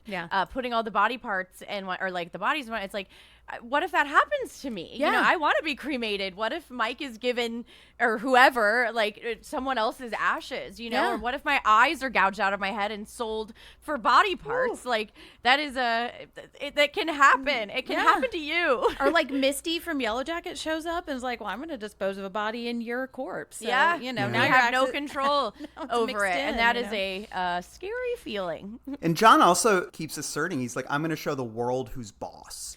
And they're like, when he says world, I think that's like where it comes to this whole idea of like the world is changing. And he doesn't like that, you know? This was kind of a hinge. I mean, you know, I think like it's debatable, but like this was, I think, a hinge point in culture where just the general ways in which women were viewed culturally, like, you know, in the same way that I think people really lose their minds these days about seeing like trans representation, even gay representation still. I think like in the 80s, I think at least for some people, they were seeing women portrayed in different ways in culture. And there is a cultural obsession here too, where the kids keep talking about movies as opposed to real life. And to them, the movies are more real than life. And we can talk more about that later. But I think all that stuff is important with that relationship. But I think, like, I mean, you know, Jen, you're posing the question, like, how does he feel about women? What I like so much about this character is that there's no, like, Hollywood touches to humanize him or anything like that. Like, he's sort of like a fully realized person with no rhyme or reason to his actions. Like, he just killed a girl, doesn't care. There was no planning. There was no before or after, no moralizing. And at most, it just feels like he's amused by it. And I really feel like that's very rare in these types of, like, where they want to try to humanize the killer or give them a reason why they did it. And I think that's what's going to make this such a lasting effect, obviously, because it's based on a true story. But, like, he doesn't apologize for it by the end. It is what it is. Like, and that's he embraces it more. He says that was awesome. Yeah, and I think we do see a little bit of emotion from him or fear, but it's only when he's going to get caught. You know, it's only when... But even then, not really. Like, because it's Crispin Glover's character who's doing all of the making sure he's not getting caught. Right. Like, he leaves when he shouldn't be leaving to go get beer. Like, that was his, you know, like, I feel like he's super aloof to the entire thing. Like, he doesn't Well, he says, too, he's like, what's the point? I'm going to get fried anyways. Like, they're going to kill me. He knows. Knows. Yeah, it's just this apathy that is, because like there's the apathy towards the dead girl, and then he's got like kind of an apathy for whatever even happens to him. Yeah. He just doesn't give a fuck, and that's Lane's like what the really only one that cares. Yeah. Right. Which is funny because and nobody cares that Lane cares, which drives Lane insane. Yeah. Because like, and then even Simpson or John has that line where he says like, he's like, Lane was never even a friend anyways. He doesn't even know me, which kind of like cut me to the bone when I was rewatching it. Just because it's like, God, like Crispin Glover is like just tripping over himself to try to help, even though it's it's rooted in kind of a very twisted Yeah. kind of approach. Yeah. But he thinks he's trying so hard, and that's why I love that shot at the end of Crispin where he like lays down on the rock because he's just so tired. You know what I mean? But it's like, for what? Yeah. Yeah. Well, and I think, I want to talk a little bit more about Crispin down the road, but I think that is how a parent would feel when you're like, there's a point where you're just like, I am so fucking tired of guiding all of this and absorbing all of the emotion and being responsible for this.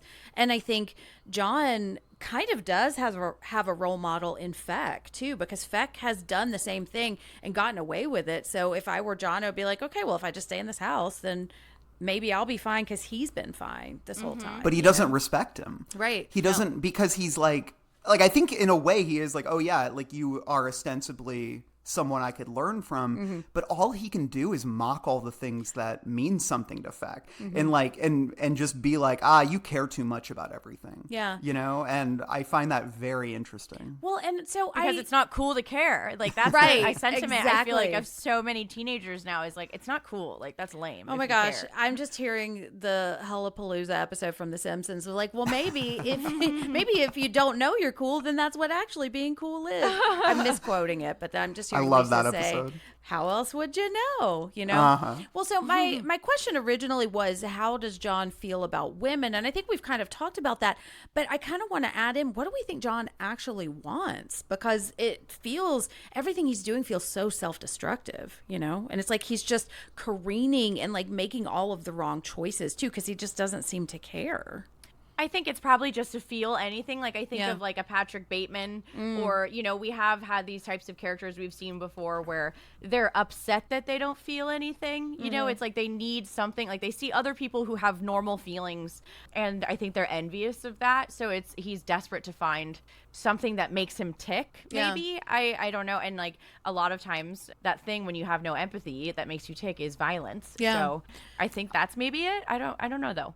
I think it's so interesting that they keep going back. Like even the ones who aren't John or aren't involved, they keep going back, and it's like, I just want to figure out a way to feel something with this. It's like trying to touch a live wire, or like emotional self-harm kind of thing. You can't make yourself feel anything though, and if anything, that's even more Which is frustrating distressing. than not. Yes. Yes, exactly. It's more frustrating than the not feeling at all is the fact that we feel like we have to feel something, which says a lot more about our societal pressures maybe than anything. I do think as far as humans have gone back, we have felt empathy and we have felt sadness when someone close to us dies, but what happens when you don't feel anything when that and like I've gone through myself sometimes, like I've like looked in the mirror and been like, why aren't you more upset about the death of your parent? And I think it's because sometimes it doesn't hit in the way that you think it's supposed to until you're in the moment.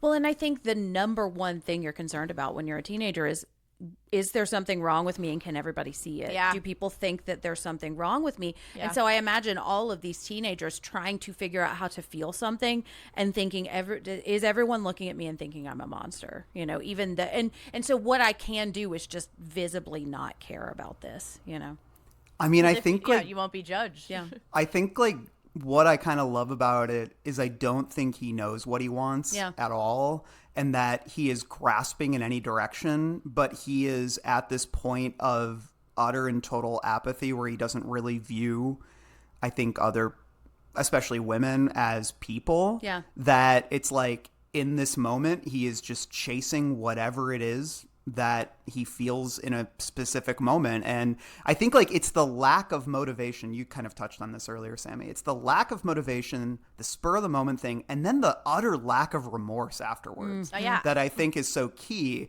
There is this sense that he is existing outside of any kind of real emotional spectrum, that it's just things are happening.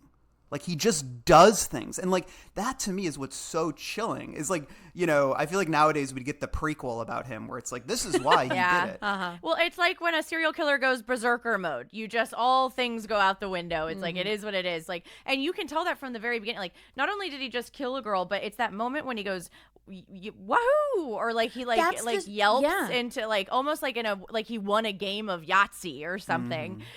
Which shows me that even in that moment of taking someone's life, immediately after he felt a sense of excitement, instead of like my immediate thought would be, fuck, what the fuck did I just do? But instead he was out in the open, knew people could look at him, and he rejoiced in that moment. Yeah.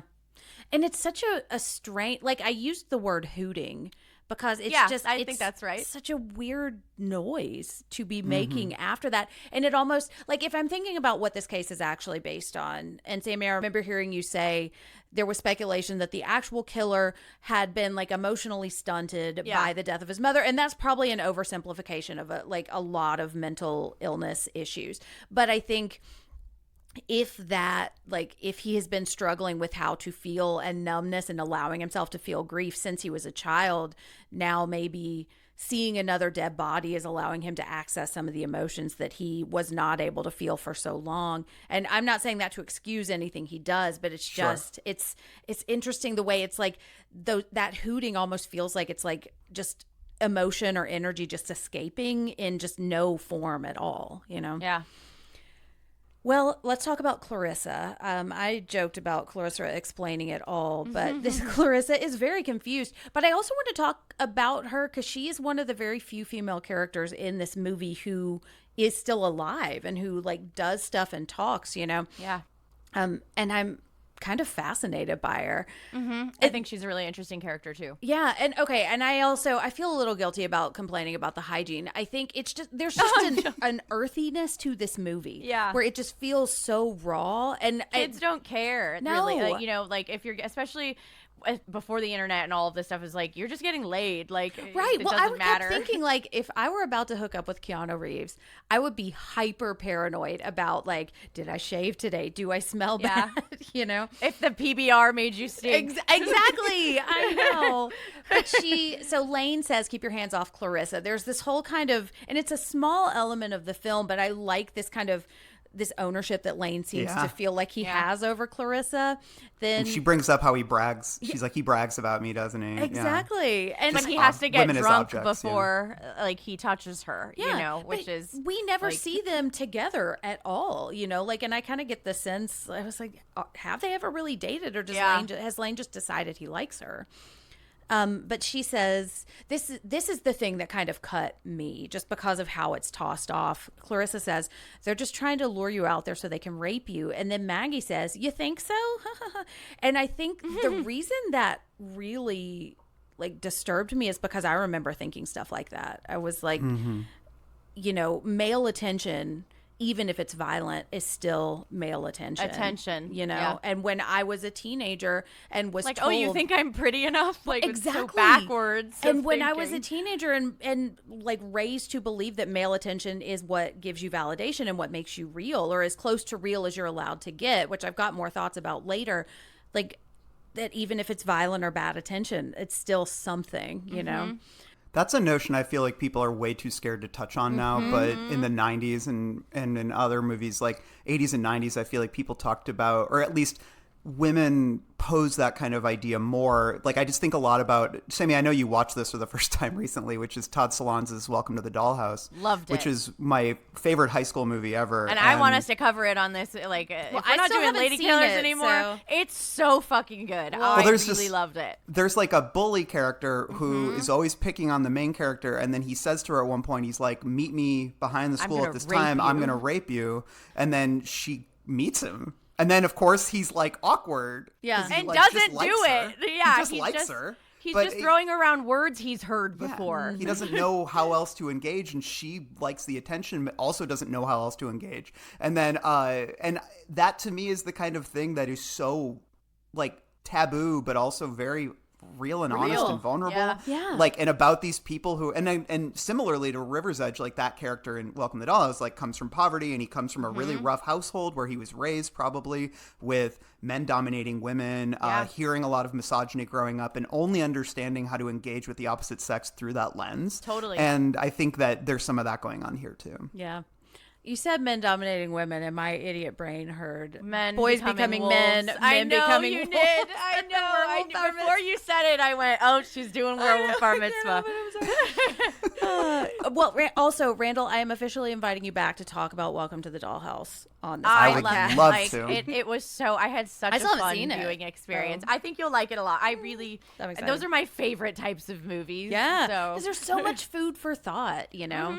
I just like movies that make me feel bad sometimes, that like also make me feel good at the same time. I don't know. Yeah. It's really hard to explain. I but love that's, feel bad cinema. Oh, Love Punch me Me in the too. Face movies? Yes, Yes. absolutely. Ruin my day. Well, and Too Yes. much hug me whore out there. Sometimes I just want to be fucking smacked. Right. And the thing I think is so fascinating about Clarissa, because when we were thinking about who we would want to hang out with, when I was thinking about how to answer my own question, I was like, part of me would really want to hang out with Clarissa. I think she'd be a cool girl. If I was at school, I'd be like, oh, she's cool. Well, here's the thing. Is she a deceptive cool girl a la Gone Girl? Because I think in a lot of ways she is, and she's kind of playing along. Like, that's why she gets in the car, because she knows that's what she's supposed to do. But then she says things like, you're letting yourself get jerked around, baby girl. And then I think she says this to Lane, you didn't have to call me a stupid bitch. I've got a name, you know. So it's like there's an awareness of how she should be treated, but also not enough pushback to not get in the car with Lane. Like he doesn't actually drag her out of bed, but it's just like, get in the car and bring all your money. And I was And like, she just fuck goes. that. Like, yeah. You Well, I didn't mean, want that's that. it's like I feel like she's still getting her footing in this patriarchal Yeah. world Yeah, of no, like, totally. oh wait, women are more empowered now.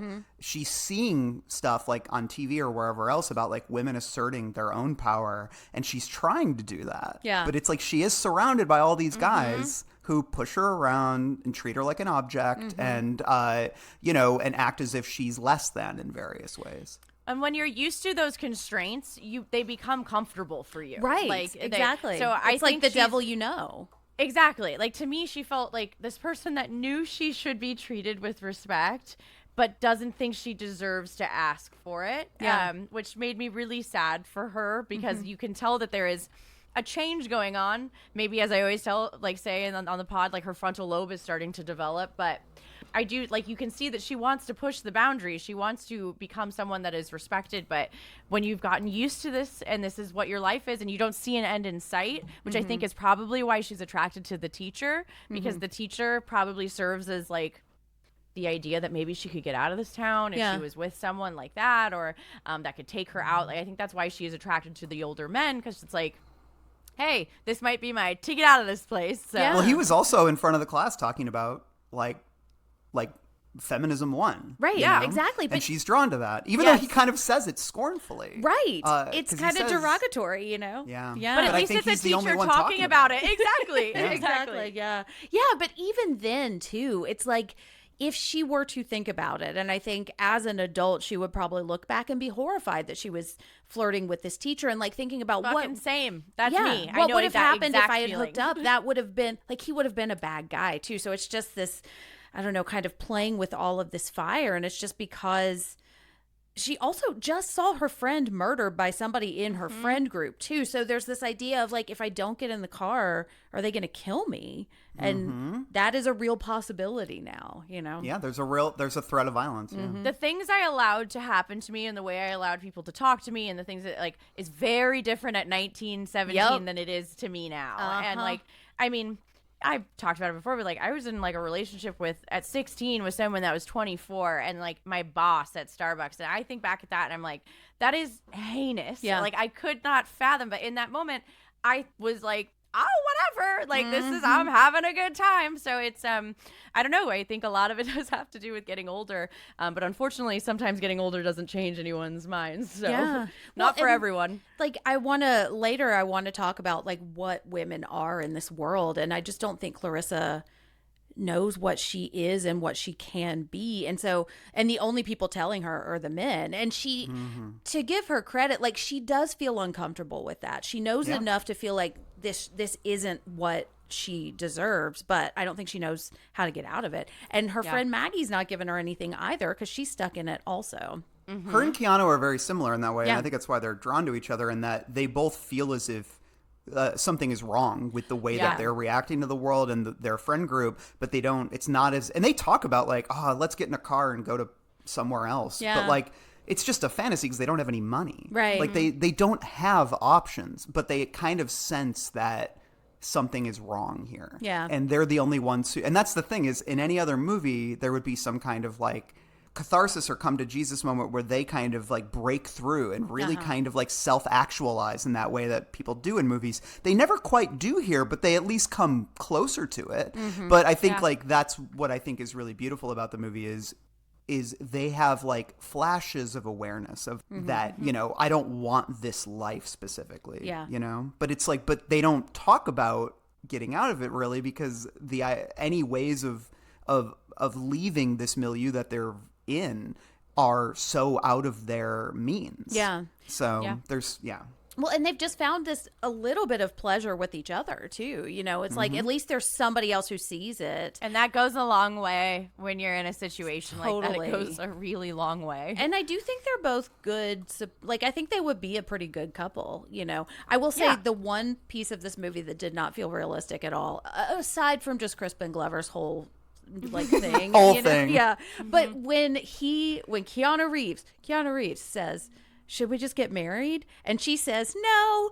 Because I know. I would have been like, Come on. fuck yeah, let's do it. Locking this shit Especially down. teenage me. Oh my God. I would have been like, sure, fuck it. Let's do it. But I heard her say that and I was like, maybe I do kind of want to hang out with her and learn her ways. Maybe she's so. more grounded than we think I she know. is. But I really love in a movie that feels like it's so much about women as a concept. She feels like such a real and grounded character. And I totally. really, and flawed in a lot of ways. And I really loved that. Well, I want to talk about, we got to talk about our two bananas. Fucking Lane. Fucking It sounds Lane like a TV and fucking show. Feck, yeah. Yeah. Before we do that, let's pay some bills. Okay, let's talk about Feck and Lane. It does sound like a cartoon, like Ren and Stimpy, like a spinoff or something. Yeah. you Yeah. know? It's like Pinky in the Brain. Yeah. Yeah. So Feck keeps the gun he used to, quote, waste the chick with for sentimental value.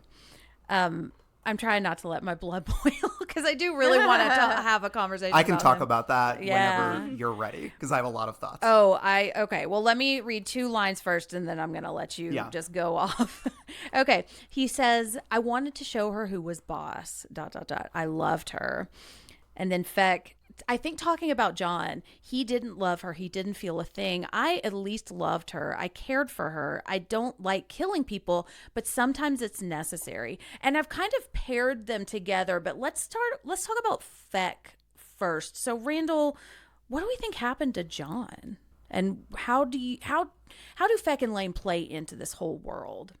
Well, I think it's like clear to me that Feck shot him in the head. That's what I thought too. too. But Okay. like just because he was. Yeah. He saw that he was a monster. Like, it's the difference in one is killing for pleasure and one killed because he was probably scorned by this woman that he loved. Well, and right?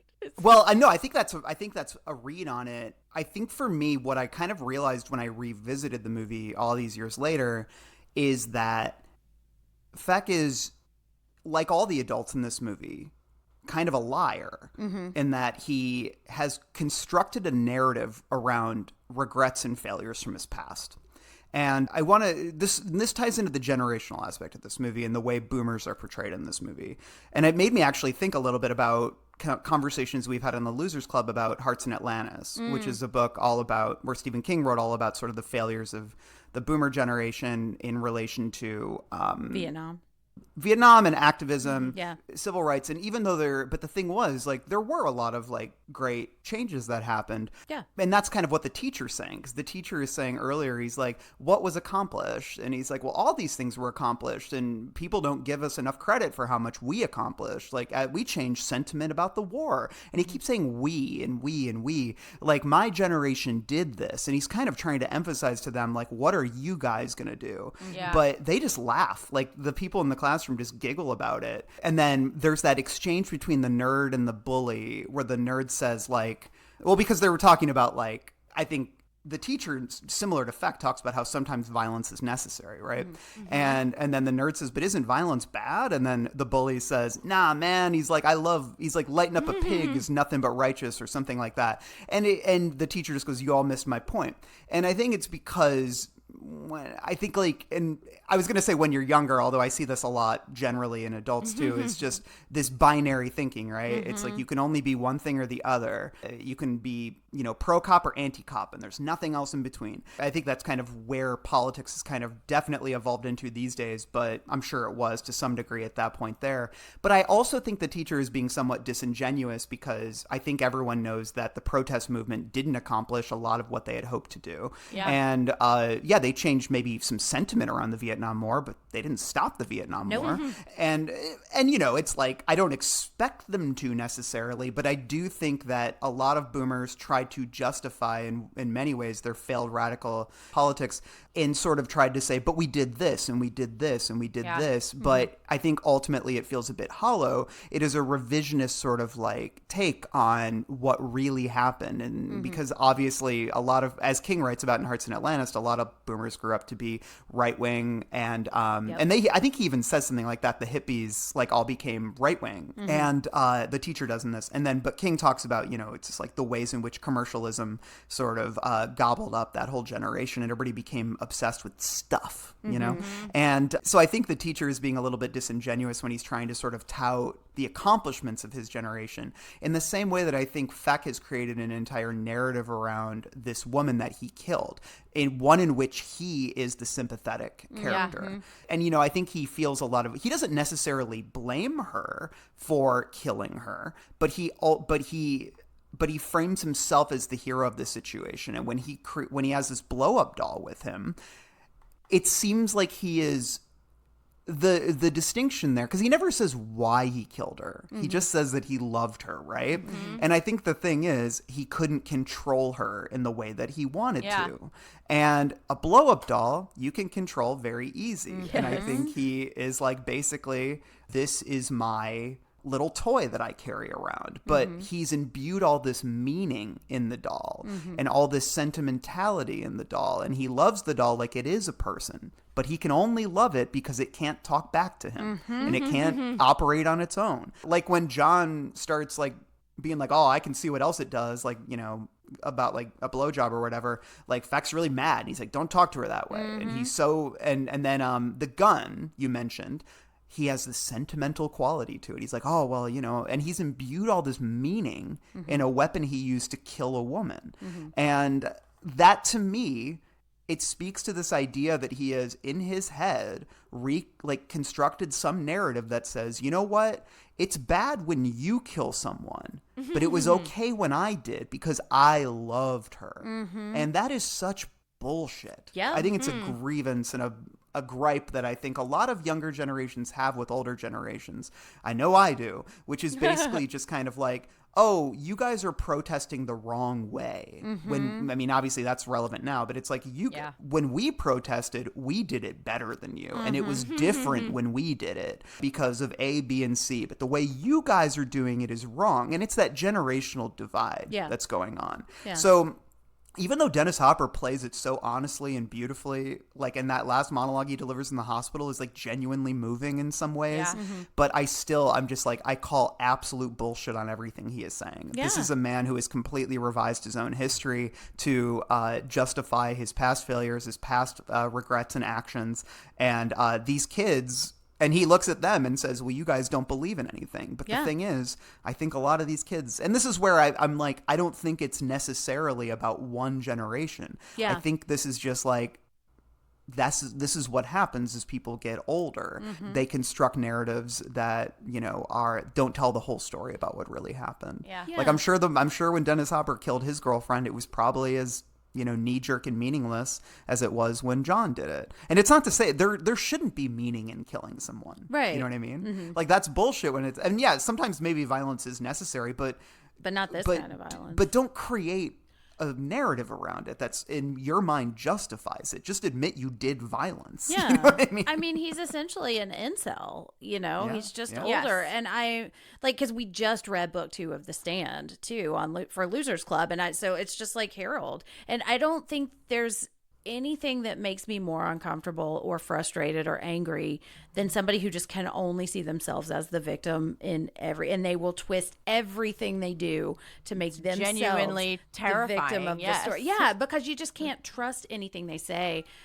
Okay, but do you think that in 5 years or however long it's been since Feck killed the woman, do we think John would eventually get to this point, or is John different? John's gonna kill again, I think. Yeah. I really do. I think what scares Feck is like John isn't trying to justify what he did. He's Yes. like, no, I did it because I wanted to kill her and it felt awesome to do. And Feck is scared of that because he's like, oh, you're crazy. Yeah. You know what I mean? And yeah, he is crazy. But it's like, I think that's what scares him is he's like, oh, you are. And then like, there's even that part later where they're talking about, are you a psycho or not? Like when they're in the house and John says something to Dennis Hopper, or Dennis Hopper says, well, I killed a girl. Am I a psycho? And he's like saying, no, I'm not. But then John's like, I am a psycho. Like that, what else am I? And that I think is what scares him is that sort of nihilism, you know? Mm-hmm. Well, let's talk about Lane a little bit because we've talked about how Lane goes into, I called it caregiver mode. Like he wants to take care of everything. I think he wants to be the hero of this story. That's kind of what I see. But also I think he's trying to figure out how to feel about this, and he's drowning himself in action here. It's like, well, if I'm doing something, if I'm trying to take the next step or figure out what the next step is, then I don't have to process what actually happened. Yes. You know, Yeah. Why do we think, or how do we think that he feels about what John does? I don't think he really cares if it was a man or a woman. I think it's not like he feels indifference towards the person that's dead. I think it's because he cares about John that is the reason he like jumps into action like this. Like I don't like, although I do think the character is misogynist, I really think he would have reacted the same regardless of the sex of the body. I think so too. Yeah. I think he genuinely cared about John, and that's it. Yeah. One of the first things he says when they get back in the car after they see the body is, it's like a fucking movie. And he's like, old friends. What does he say? He's like, we've got to test our Known loyalty. each other since kindergarten. Kindergarten. We've got to test our loyalty against all odds. Yeah. And I wrote, and it's almost similar to Feck in that he's narrativizing it. You know, he's creating a narrative out of this where he can be the hero. It's like you said, Jen. He can be the hero in this situation and then help save his friend and bring them closer. Like that's the thing is, I think Lane like desperately wants to be closer to people, but he doesn't really know how to do it. And like, it's like I think you mentioned earlier that like he needs to get drunk before he gets intimate with Ione Skye's character. And it's like, I think that he is someone who is extremely desperate for intimacy in various ways, but clams up when it actually needs to happen. And there is still that distance between him and his friends that makes him uncomfortable. Whereas other people like, are, you know, I don't know, they're just like, other people don't care about that distance, but he seems to really care about it. And he's trying to do something, but at the same time, he's still making himself the main character. Well, so it's narcissistic. It's much easier to, you know, play the hero than it is to accept the fact that one of your best friends since kindergarten just like killed a girl, you know? So I think in his brain, he's like, exactly. It's like he'd rather do this and he'd rather focus on this than accept that like someone that he thought he knew was capable of doing something like this. And again, he obviously doesn't react to it the way that a kid should react to it. But I think that's because probably his brain just immediately goes to that. Like, I need to help him out as opposed to, oh my God, my friend just did this really horrible thing. Because no one wants to do that. No one wants to, like, it's like moms of serial killers. Like, how many do we know that, like, can't accept the fact that their little perfect boy is doing terrible things? Like, I mean, so I feel like it's probably the same. No one wants someone close to them to have committed an act like this. Yeah. I mean, I think we can absolutely cover. We need to talk about Kevin too. I haven't seen it. I'm like, Mike keeps saying, he's always like, it's gonna be like he likes the movie, but that is a feel bad day. And so I'm like, but I love that. Give me the feel bad day. I think with him, I was just so struck on my latest watch, the way Crispin plays when he finds John's dead body at the end. And he keeps saying they killed him, which is very interesting to me. Yeah. It's because he has this narrative. He's created this movie in his head where there's bad like the guys. Cops did it. Yeah, like the cops did it or whoever else. And he has this like weird smile on it. It's just such a weird performance in a way that I really love where it's hard to pin down what he's like really feeling. And I think it's because he's feeling a million different things. Which that's I think so is real, hard to act. You know? Yes. Yeah, that's how I would feel. I mean, I even think about hard things that I've been through. It's like you don't quite know how to feel and then you feel a sequence of it's like waves. leaves, you know? Yeah. Absolutely. It's like he's treating it like a plot twist or something. Yeah. I don't know. Yes. It's so detached from, I Yes. think, like a genuine human emotion. Do we think there's a reading, considering how he feels about Clarissa? He needs to get drunk to be with her. And A there's gay this- reading? I was Is that like, what you're gonna- Mike is said he the in same love thing with last night. John? That's really funny. Like I was debating whether or not I wanted to bring it up. Yeah. But Mike said the same thing last night, and he was like, I definitely think there's a queer reading here. Yeah. Just given how he acts with John, there is this, and again, that's not to say that male friendship right, can't exactly. look like yeah. that. Like, I like the way you said it, Randall. Like, he's in search of intimacy, you know? Yeah, and he doesn't really care who's this from. Or Yeah. exactly what it looks like, you Yeah, know? totally. Because I think when I see him being intimate with Clarissa, it's all For show, it control. feels It's for like, show too. and it's Yeah. possessive, you know, but it's not the way she and Matt interact with each other, which is like talking to each other, you know? It's the way that he thinks men are supposed to act with girls, like, Exactly. and the way that his peers are going to respect and see as cool. Like, Yeah. I think Yeah. of the relationships I had, especially in high school with, various high school students. The ones that were always the worst were always the ones that felt like they had to show their friends that they were getting pussy, and the ones that were always the best were kind of the ones that weren't really concerned with what their friends thought, like you don't need to boast about these things. Like you can just have them done behind closed doors and that should be enough. Whereas like he needs to show his friends, like, I am hitting this. Like I am all up on her legs when we're standing there. Like he's marking his territory in a way that most strong, sure men that aren't insecure don't have to do. Yeah, I think there is a queer reading, but the thing about Lane is I think if that does exist, it's so far from his awareness. I think Totally, so too. totally. Yeah. Yeah. I don't think he has a crush on John. I think he might feel for him in a way that is very different than how he feels for Clarissa, and he doesn't know what to make of that yet. you Yeah. know? Well, and I think because it all feels like everything feels like a performance. It's not just how he is with Clarissa. It's everything. From the And- moment he's introduced, it feels like that. Yeah. Exactly. And I mean, part of that is Crispin Glover, but that's also why I Yeah. think he is the perfect person to play this character. Right. You He's know? perfect for it, yeah. And so I want to talk about Tim, but before we do, Randall, you mentioned some references and like treating this like a movie. And I think that's God, I remember when I was dating in my late teens and early 20s, and I viewed everything through the lens of Sex and the City episodes. And I was like, oh, this is what happens on these shows. That's what life is, right? And it's not until you get experience with real situations that you realize that there is a narrative there and that real life doesn't always have that. And most of the time it doesn't. But we get some references. First, we get Easy Rider, which I think is funny because Dennis Hopper's in this too. And then Chuck Norris, and then Starsky and Hutch. And these are all like just very specific versions of masculinity, you know, but like slightly non-traditional too. And like this is 86. So we're not talking about like Arnold Schwarzenegger. Like it's very like it's a grounded kind of masculinity, but still like a really, really overt masculinity. And then, Randall, you kind of talked about this before. Matt says, why are you two such delinquents? And Tim says, because of our fucked up childhoods.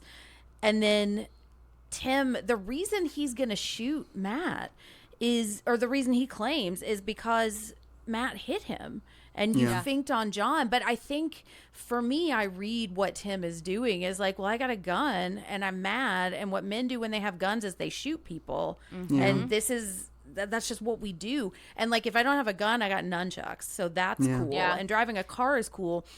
And so I want to talk about like what masculinity kind of is in this world and what somebody like Tim sees and why do we think he really wants to shoot Matt? He also wants to do drugs and drink a lot. Yeah. Because that's what he sees all the older people doing. Even his mom too, you know? Think of how many shots you see of him like peeking through windows at Looking the for liquor store. drugs. Well, yeah, but even just like watching, like Yeah. he's in the background of a lot of shots. He's like a watching what's voyeur. happening. He's a voyeur. He's in the window. He's watching the liquor store a lot. He's like he's always peeking in. Well, and he watching introduces the people. movie that way too. Yeah. You know? Yeah. And he's I think like he just I think the implication is that these are his mentors, but he has no respect for them. Yeah. Like he Because wants they to don't kill have them. respect for him either. Or though, each you know? other, you know? Yeah. Yeah. It almost feels like a weird form of hazing or like gang initiation where it's like to be accepted by this group, you have to do these terrible things. But again, he's seeing it normalized. And I hate to, blame the actions of a child on their parents, especially for one that I hated so much, but I think so much of Tim's actions, and honestly all the kids' actions, comes, from a breakdown of parental authority, as we've discussed, but particularly I think it's shining a light on the absence of like mothers, because I feel like the only mom we see is the mom of Matt and Tim, and how she is trying to be present but isn't able to be, just given their circumstances. And I do think it shouldn't be entirely on the moms. I'm not saying this, but I do think the absence of a strong female role model can, like within a family unit, like give like they need moral guidance. And I do feel like women are kind of better at that, and it shouldn't be that way. But I do think that like because she's not there, they have no dad. The man that's in their life doesn't care about them. No one's really telling them right or wrong, or really even getting to know them, it doesn't seem like, because all she can do is work.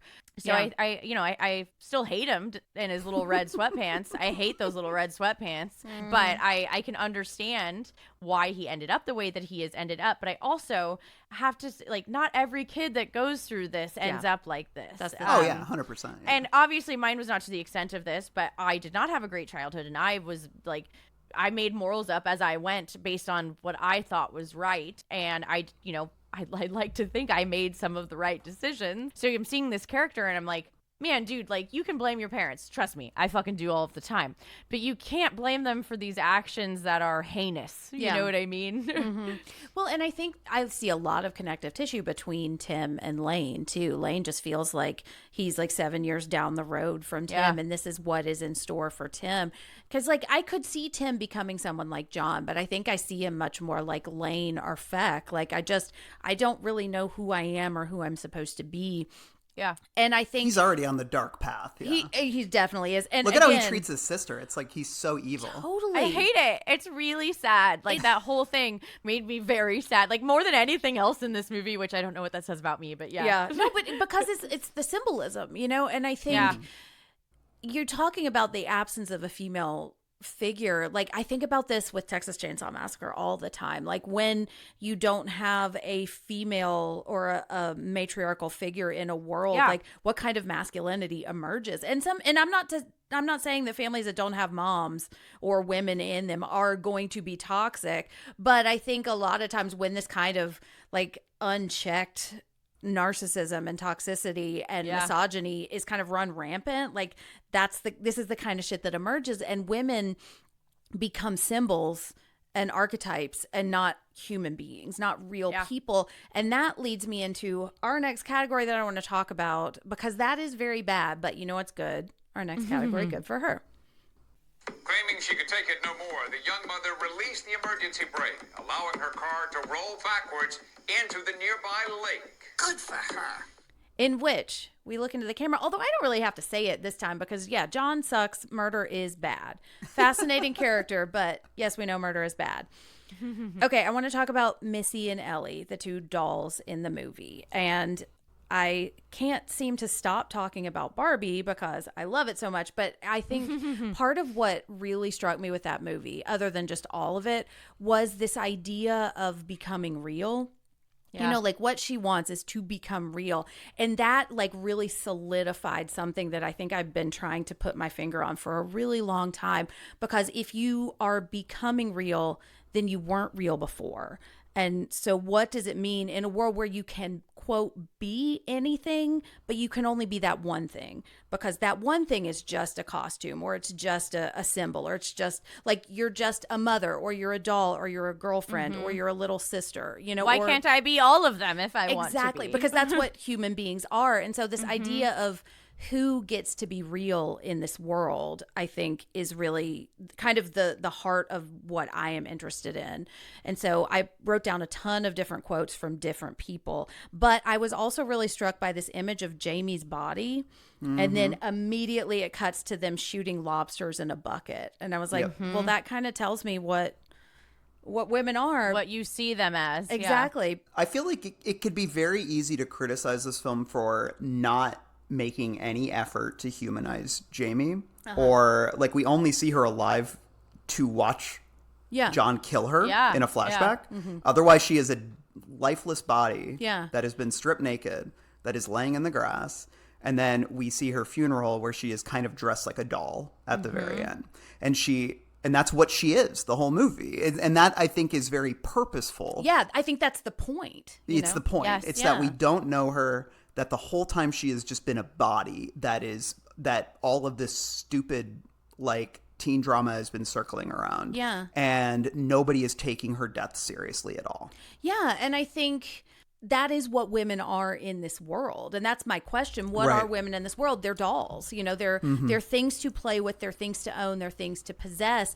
And I don't see that as the movie being misogynist and saying that that's what women should be. I see the movie saying, if that's what the world is, look how bleak this is. Like, this is not what we want. This is not good for anybody. But so we have Feck saying she had it coming. Lang saying, women are evil. You had to kill her, which I was like, well, that's just some gin bait right there. And then sister, I loved this too, the little sister. Mommy's at work, Jim's at a bar, I don't have a daddy. And then Clarissa says, sometimes I think it'd be a lot easier being dead, which I kind of read as not being human. If I could just sink into this doll persona. Almost like she's jealous of her friend being dead. Which, like, I mean, that, what does that tell you, you know? But that's a valid emotion, too, It if you're is. in a situation like this. Yeah. Like, oh, she got out of here. And that's exactly. how she... And I think that is such a revelation. That's something that I've talked about in therapy before, of like moments in my childhood when I wished something similar. And Oh, I used to do that a lot. right. Yeah. And I think the purpose of it is to reveal how bad things felt when it doesn't feel like there's a concrete reason for it to feel that bad. You know? Oh, I've talked about, but like I was once pulled back in the manager's office at a job because they were like, "Oh, Sammy, how's it going?" And I was like, "Well, I daydreamt about getting hit by a semi truck on my way here." And they pulled me into the office and were like, "We just want to make sure everything's good." And like, of course, I go in there like chipper, just like, "Oh, why would you ask me that?" Because I didn't think anything of it. My brain, and I still make comments like that all the time. Yeah. But I look back at myself in that moment and like, I genuinely wished a semi truck would hit me so that because life was hard and not a good, like, I didn't enjoy being here. It wasn't suicide ideation. It was the idea of just not existing. Yeah. And I think which it's was just appealing. a very complex feeling that I think is really hard to pin down. And I really love how that feels like it's very clear without having to say that. Also, Sammy, that's very like, I was so much fun at the Christmas party that HR wants to bring me back in to talk about it. No, it is. I've been so embarrassed, like, because I Hey, thought shit, I've said like nothing that of too. it. Yeah. Like, I really genuinely, like, I thought I was like being pulled in because I was like late or something, not because I made some handed comment about wanting to be dead. Oh, when I was getting divorced, I made a comment at a faculty meeting. I was like, I've been watching a lot of Forensic Files because at least I'm not dead, you know? They were like, Hey, oh. sometimes you have to find, the positivity wherever Exactly. you And can look. that gallows humor, it's real, you know? It gets you through, man. But then Feck says to Ellie, the doll, you weren't supposed to get old, which is also so revealing. Also, she didn't get old, but I wonder if it's just because I love pop art so much, that Joe Hill story. But when she was outside, I was like, she's going to pop. She's going to snag herself on a stick or something. And then this might be one of my favorite quotes in the entire movie. It's from Matt's mom. Then I'm going to give up this mother bullshit. It's not worth it. You're all mistakes anyways. I'm going to leave you like your father did. I was like, fuck, Oh, man. my mom used to say shit That like is that some real all shit. the time. And but You know? I now, like, in that moment, and I'm a kid, like, I was like, oh my god, like, Yeah. that's horrible to say to your kid. But as I've gotten older and I have seen what life is like, and I am the age that she was when she had like a 10-year-old kid, and I look back, I'm like, man, I kind of get it. Like, it's why I've chosen to, because I knew I couldn't handle it. It's why I chose to be child free. I just wish she had done the same. But Well, and that's the thing. Like, I've definitely felt like that. I just don't tell my kids that, Yes, I'm like, I mean, that's yeah, an that's internal a good thing. or that's but something it's I'll say on a still- podcast. It's still valid, Exactly, It's still yeah. a valid feeling, and it doesn't mean you're a bad mom. It's it just you're means fucking that having a bad parenting is day. hard. It is Yeah. hard. Well, okay, so I want to ask, what are women in this world?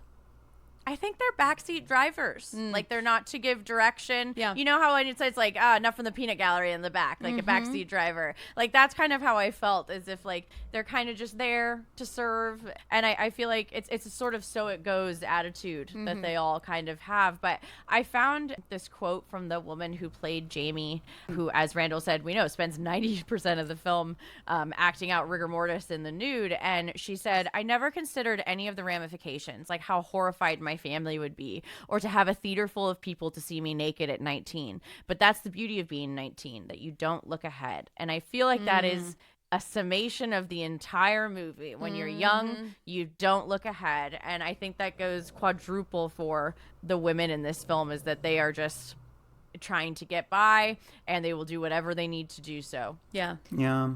But when you're raised like in an environment without love, you're not going to feel a lot of love for other people. And that's a pretty pat for a movie. I think is like, I think it's true, but I think it's also like, I don't think that's all that's going on in this movie. I think it's a lot of like societal degradation is being portrayed here. But I do think when when you reminded me of the quote that the mom has about like, you guys were mistakes, it's like they're not valued in their home. And it's a cycle. It's a symbiotic sort of thing where like she says stuff like that, they hate her, she hates them for the way they act, and it's like they just grow to hate each other more and more.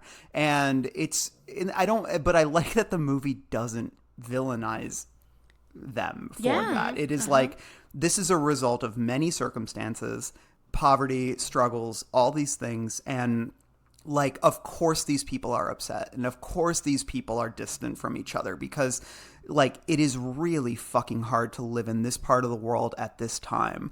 And and I think too, like when we just think about women in this movie, it does feel as if like, I think just the discussion, and I've brought it up a couple times, but the discussion of like the way feminism was portrayed and the scorn that I think a lot of men had for the feminist movement at this time, the women were in a weird state of transformation, like where the sort of, because these aren't people in New York City, right, who are like at the center of the cultural oasis. Right, like these are people on the outskirts who are really struggling, who are part of old patriarchal structures.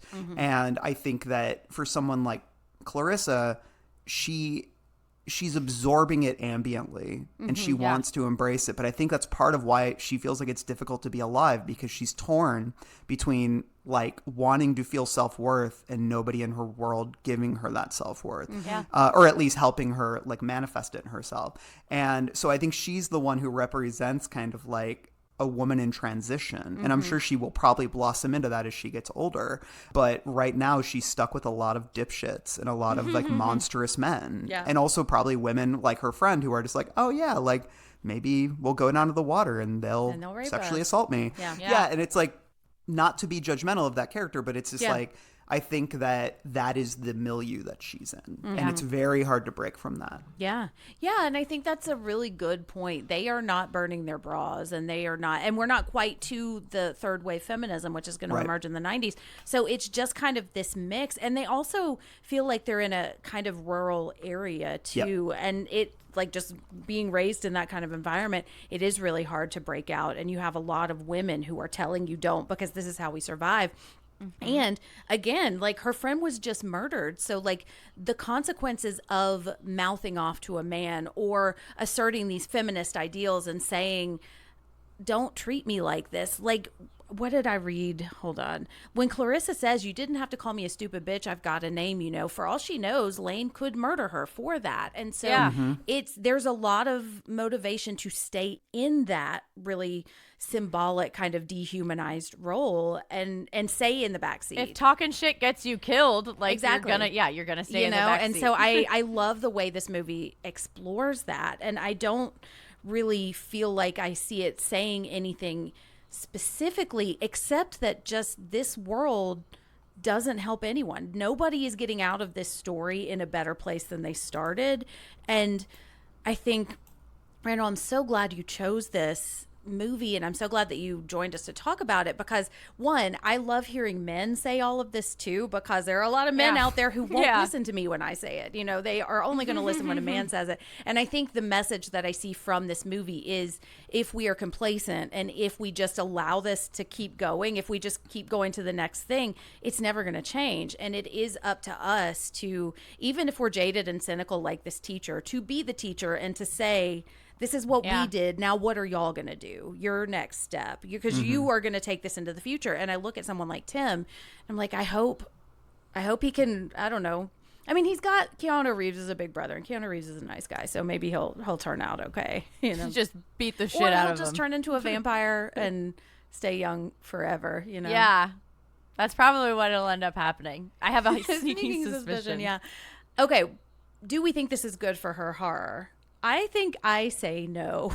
This does not feel good. Yeah, I think so. Like, as much as I Yeah. love this movie, I don't think it's an explicitly like feminist film, but I do think it offers, a powerful commentary on societal issues, particularly the breakdown of, parental authority, and the resulting dysfunction that comes with that, amongst teenagers. And, I've said it before, but I love a movie that explores, the moral ambiguity of things and the influence of a violent culture on young people. It's why I loved Adolescence so much. I have talked about it on multiple episodes. I really think it is so important for every parent to watch a movie like that. And I think it's just as important for a parent to watch a movie like this. But what I do like is that what we've done here is that we can see that these types of movies, despite not having feminist outlook, it can still be interpreted through a feminist lens, by examining the portrayal of these female characters and the impact of the patriarchal structures that they live amongst. So while I don't feel what happens to these women feels good for her, I do feel the conversation that's been sparked from the movie that feels good for her. But what happens to these girls does not feel good for her, for me. Yeah, I mean, this is definitely not the kind of movie I think you show to someone who is at a place in their life where they want to see portraits of powerful women. Yes, right? absolutely. No. This is not that. This is a movie about marginalized women. And I think those stories can be just as valuable in kind of showing the way things are, the way things used to be, the way things are changing.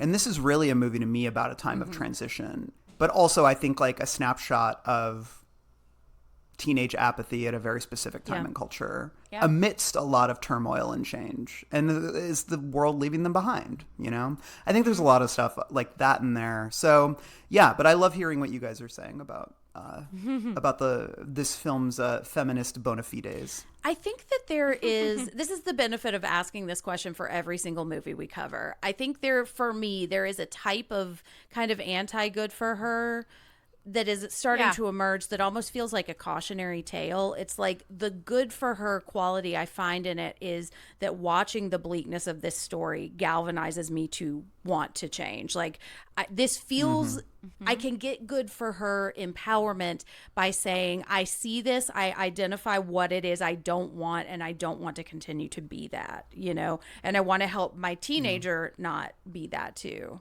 Exactly. And I think what to speak of things we don't love about the generations after us is that they seem to think movies that show us bad characters or people doing bad things means that we're rejoicing in it, that we are celebrating it. And if we just make movies where everyone is happy, sunshine, rainbow babies, we're just going to be a weird society where that's what we think everything should be, even though it's not true.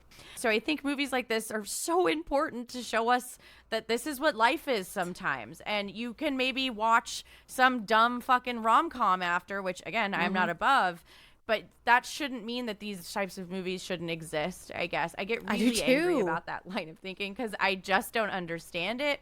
I as someone who has, I don't read The Great Gatsby after and I'm like, I love everyone that did something in this movie. Like, it's like characters should have faults. I don't want perfect characters because perfect people don't exist. Well, people relate to struggle more than they relate to success. I a lot sure of do. times. Yeah. And that to me, it's like if I watch a movie where it seems as if someone has it all and they have fully self-actualized or whatever, I'm generally disinterested in that. Yeah. Because I'm more interested in watching someone struggle towards something or relating to a character in a very specific way. Or, if you feel out of place in the town where you're living, or you feel like you're in a toxic friend group, it's I think can be very rewarding to watch a movie like this because you're like, well, my struggle, I relate to this because my struggle is very similar. And, I'm generally pretty opposed to films feeling as if they need to have a moral message, which is part of why I like this movie a lot, because I feel like it really doesn't try to assert any kind of morality. I think it is literally a 500-foot view of a specific snapshot of time and culture and murder. And that's really upsetting, but that to me lingers in my bones a lot longer. And I know I'm not alone. I'll just shout out John Darnielle of the Mountain Goats wrote a great book called The Devil House a few years ago. And one of the things he cites, I believe in both like his foreword and in the book itself, he talks about this movie, River's Edge, because because he lived, I think he lived in, what's the name of the town? Milpitas. Milpitas. I think he lived there when he was younger and watched that movie a lot. And I think he heard a lot of like the urban legends of like the actual murder on which it was based. And like, I think Devil House was in some ways inspired by the way people talked about that murder all the years later. But I think for him personally, River's Edge was a hugely important film in terms of the ways in which it kind of stripped away a lot of the mythology around a murder. And it just is like, there is no reason for why this happened. It just happened. And that's really upsetting because people want answers, people want narratives, people want it to make sense. It's why this feels so perfect for like a lynch fest. Like that's I'm like, I didn't know that's how you just saw it recently again. I didn't realize they played it there for this, and it's perfect. I took my wife and she just said, that's a nasty movie. But I think I love movies like this that say this is how messy the world can be. This is how raw the world can be. Because then for me, it's almost like the zombie movies. Zombie movies are never about the zombies. They're about how humans respond to it. And that's kind of what I see here is like, how are these teenagers responding to this fact that the world is cruel and harsh and that you might find yourself best friends with a killer, and like, who are you going to be when that is your reality, you know? Because we've all got flaws, we've all got messy realities, and we can choose to be like John, and we can, but we can also be like the people that we say all the time. Like, a lot of people have mothers that die when they're really young and they don't go on to kill people. We can make that choice to rise above our circumstances, you know? And on that note, let's go to our penultimate category, die for me. Sorry, I feel like my quippy transitions, like I don't know. It's for this movie. Know, it's harder, it's hard. Yeah. It's doesn't lend It's itself like, to it's quips, reminding me of No. I Spit on Your Grave in a lot of ways. It's like and we tried there. I've never seen that movie. I had never seen it until we did it, and I really enjoyed it. When which am I seems in like the it's a another. weird It's gonna thing ruin your to day. say. It's a good movie. Yeah. No, I love feel bad Yeah. movies. I'll watch them. If Jen thought this was a nasty movie, your Jen would fucking hate that movie. Oh, I was pushing at the boundaries when I took her to. Yeah. Look at her.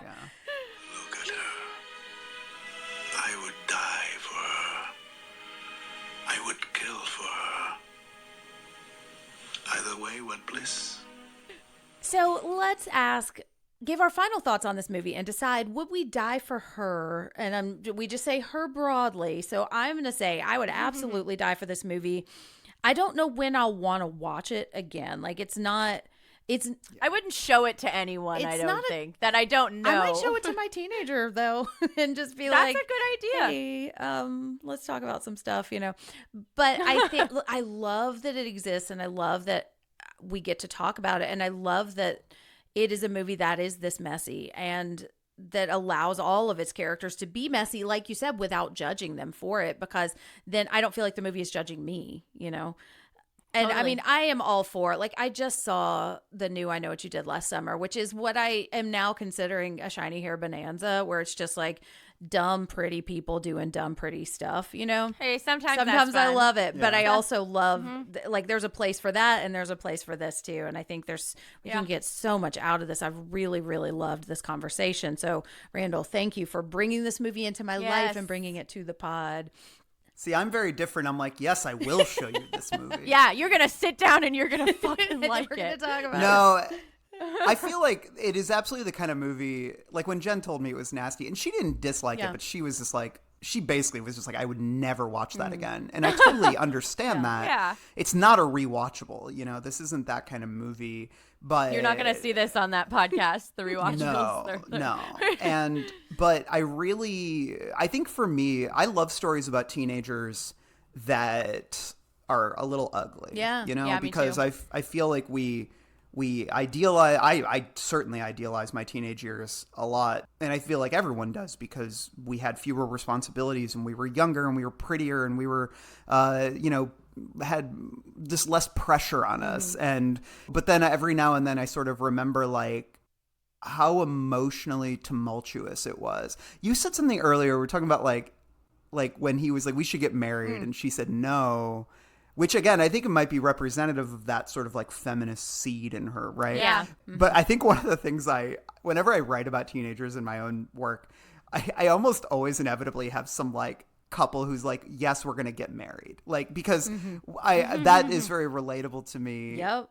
Like when I was in 10th grade, my girlfriend and I were constantly like, we have to get married. We have to get married. Like you're just so head over, because you're feeling love for the first time, like or that kind of ecstasy for the first time. So you're just like so obsessed with each other, and you can fall in love overnight, which is kind of what happens with Clarissa and Matt in this movie. And I find that really beautiful. But then I also think that teenagers are destructive and at times sociopathic and really evil and mean and nasty. You know, I always think about a movie I really, really love that a lot of people don't is Greenberg, the Noah Baumbach movie with Ben Stiller. It's about like a really miserable, shitty guy who like, it's a pretty feel bad movie. I was going to say, you're selling us on it. Yeah, but in a very Noah Baumbach way, where it's like, it's like, you know, its head is up its own ass a little bit, but in a way that I like. But there is a scene at the end where, like, you know, he's like this 40-some-year-old guy, and he's at a party with a bunch of teenagers, and he's talking to them, and he thinks he's cool, but then he kind of realizes he's not, and that they're all making fun of him, but like in a very subtle way. And he just has this line where he's like, you know what I think? I think you're mean. And he like calls them all mean, but in this way where he's kind of like, I've kind of been duped by you guys because I thought you thought it was cool. Like he doesn't say that, but that's the implication. And I think that level of cruelty is something that I find very intriguing, because I feel like it's explored very rarely in film. And I think generally a lot of what's in this movie, the reason I think it stands out so much is because so much of this is hard to portray on film. To portray apathy, to portray, you know, the feeling of stuckness, I think to portray the inaction around a dead body, like all of these things, like you mentioned, a lot of stuff happens, but there's not much actually happens. Right. And that to me is, I feel like there are a lot of people who would have read the draft of this screenplay and said, you have to do A, B, and C, which is why I've called it on Letterboxd too. I'm like, this is kind of lightning in a bottle, because I just don't feel like there are a lot of circumstances where this movie would get made. And I'm really glad that it did, because these kind of offbeat, challenging, ambiguous films from a young screenwriter who clearly had a lot to say, who was operating in a lot of ways on cultural vibes and didn't care as much about narrative. You read those scripts and they're interminable and they're terrible. I've probably written some like that. But I think when you can do, I think I get jealous because I'm like, this is the screenplay I wish I would have written. You want to write. Yeah. And I don't think I could anymore because I'm too old. And like, I only say that because I feel like this is a young person's script and it's a young person's story. And I think it's aged extremely well. So I guess those are like my elaborate final thoughts. I would die for this movie. I love it. I would die for the women of this movie. I will save you. Yeah. I will protect you. Yes. I'm just kidding. You're going to jump in the river and pull Missy out too. Yes. White knight I will white knight my ass off in this. My lady, we'll put a fedora on you. I'll be like, Ione Sky, my lady, allow me to take you out. So. Sammy, what about you? Yeah, I've really, really enjoyed this movie a lot. I'm so glad that we put it on the docket, and I'm so glad that I went in blind. I think that was really important to it. You know, you guys have both mentioned how, like, you know, not a lot was going on, and I think for me, I was like, it took me a minute to realize where the film was going, and I love movies like that, and that's why I love going in blind, because it's like I got a second to kind of be like, okay, where is this going? What are we doing here? Because I didn't know if like it was going to be about the dead girl, if it was going to be about the friends, like. You don't really know what they're going to focus on until they start focusing on it. And even then, it's still kind of blurry. But I really enjoyed that aspect. And I agree. I think I would die for all of the women in this film, particularly that young little girl and her doll. Like, that just was really, it stuck out for me just because, you know, I told Mike, like, when we were watching it, like, when she's running around and she's in her jammies. And I was like, my sister always says she has, like, a really intense memory of when my dad had custody of me when I was younger. I would wear these same Hello Kitty pajamas every day, but they were like just fucking covered in like syrup and whatever I was eating. And my hair was always a mess because it was just me and my dad didn't really know how to take care of a little girl. So I just looked like a fucking ragamuffin all of the time. I still do, but I really did then. So her whole plot, even though it's maybe a total of 5 minutes of screen time, was just really effective for me.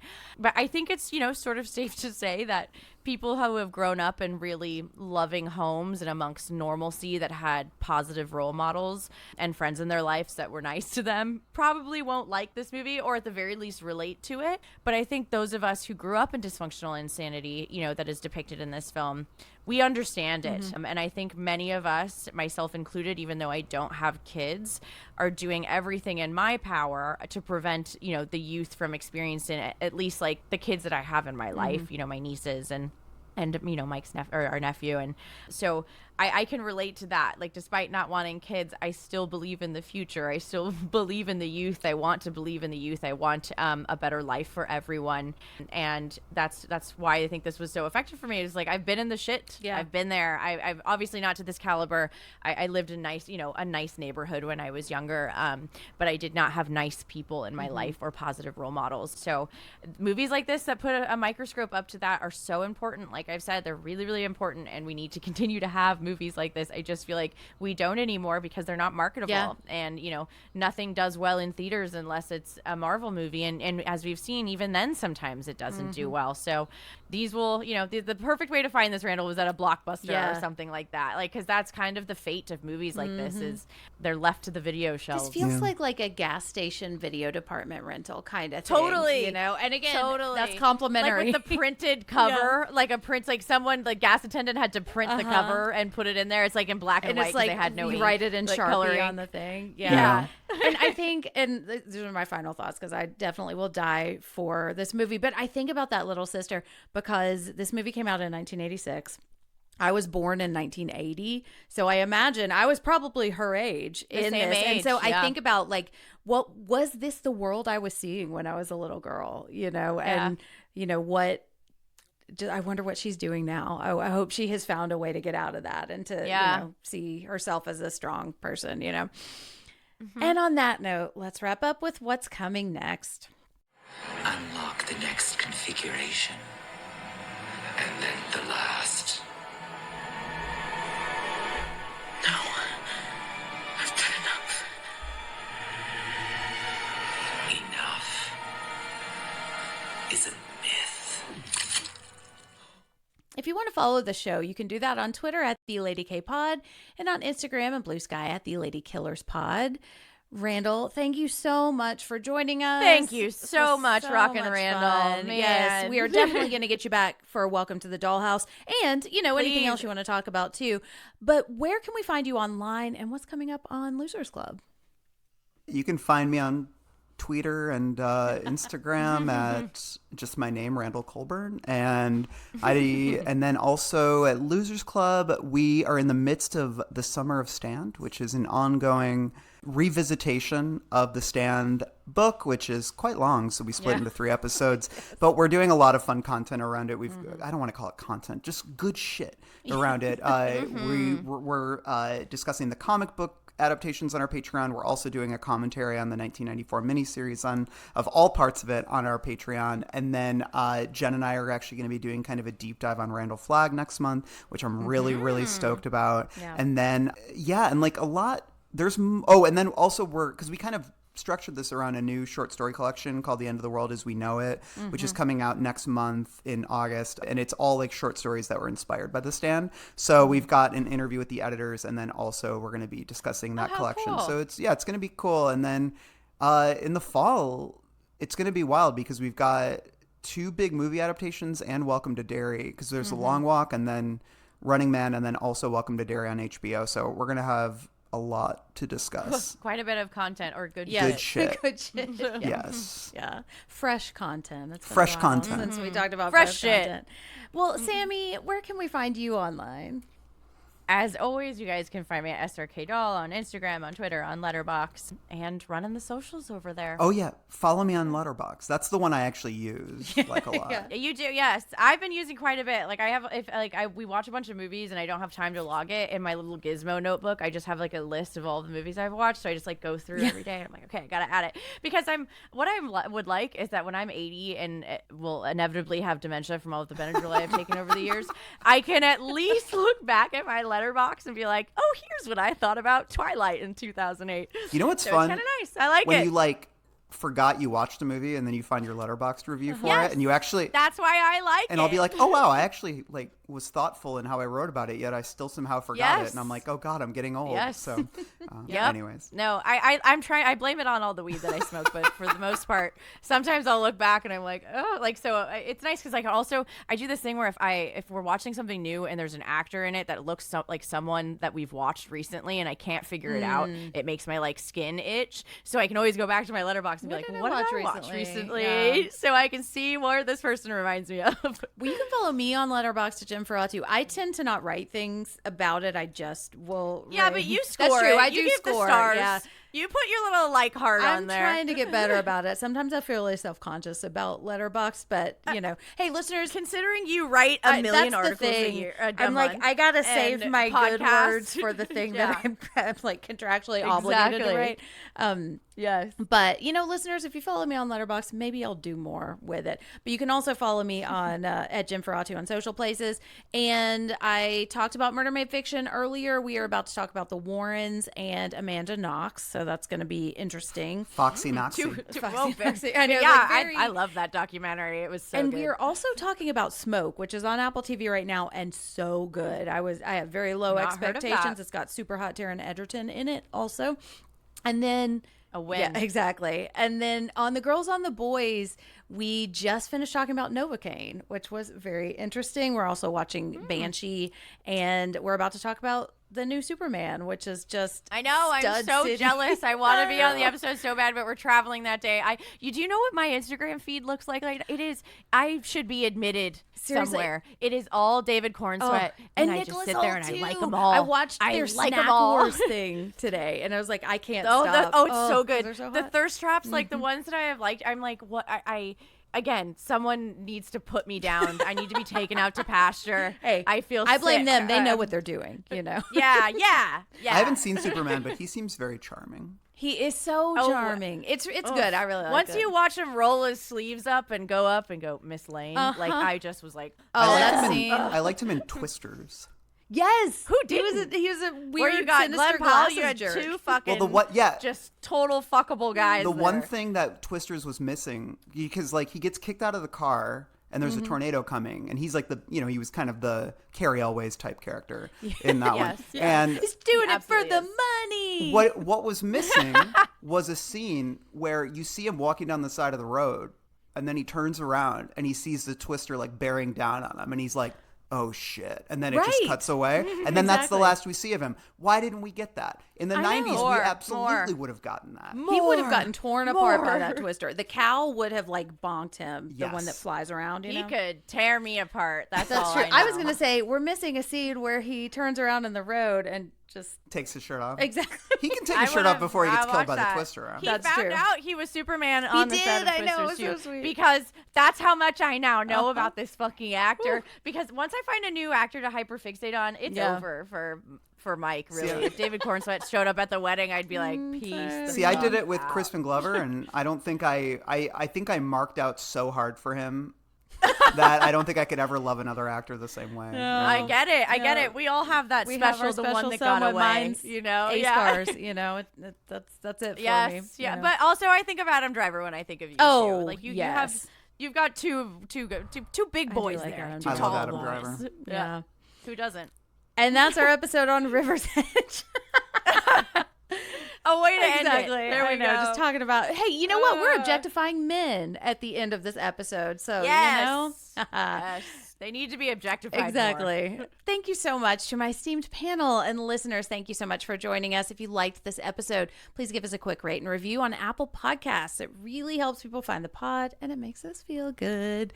so good. You're so good at doing all that stuff. I'm so bad at it. I always I forget write to it do down it. every single time. I love it. It's my favorite thing. When she said it makes us feel good, like I used to get it stuck in my head, so it became a vocal stem. So I just be like around the house, like, and it makes us feel good. Like I can't not say it now, Yeah. It's like how, because this is listeners behind the scenes, it's like how when I count in, because of Mike, every time I say 5, 4, 3, 2, 1, hit record. I can't hit record without vocally saying hit record. It just doesn't, feel right. It makes me doesn't work. It's like Andy in The Office when he can't think of the end of the song, exactly. or like the song, like that's how I feel. Like I want to jump out of my skin. Seriously. Well, speaking of jumping out of your skin, we are going to be back next week with one of my absolute favorites, and we are going to see somebody jumping out of their skin. We are going to a remote compound and getting artificial with Ex Machina. I'm so excited. Woo! I love this. I haven't seen it since it came out, and I loved it when it came out, so I'm so excited. But until then, remember, ladies and ladies, support women's rights, support women's wrongs, and don't kill a woman for talking shit. You have to find a better reason. Yeah, there has to be. There has to be a one. better reason.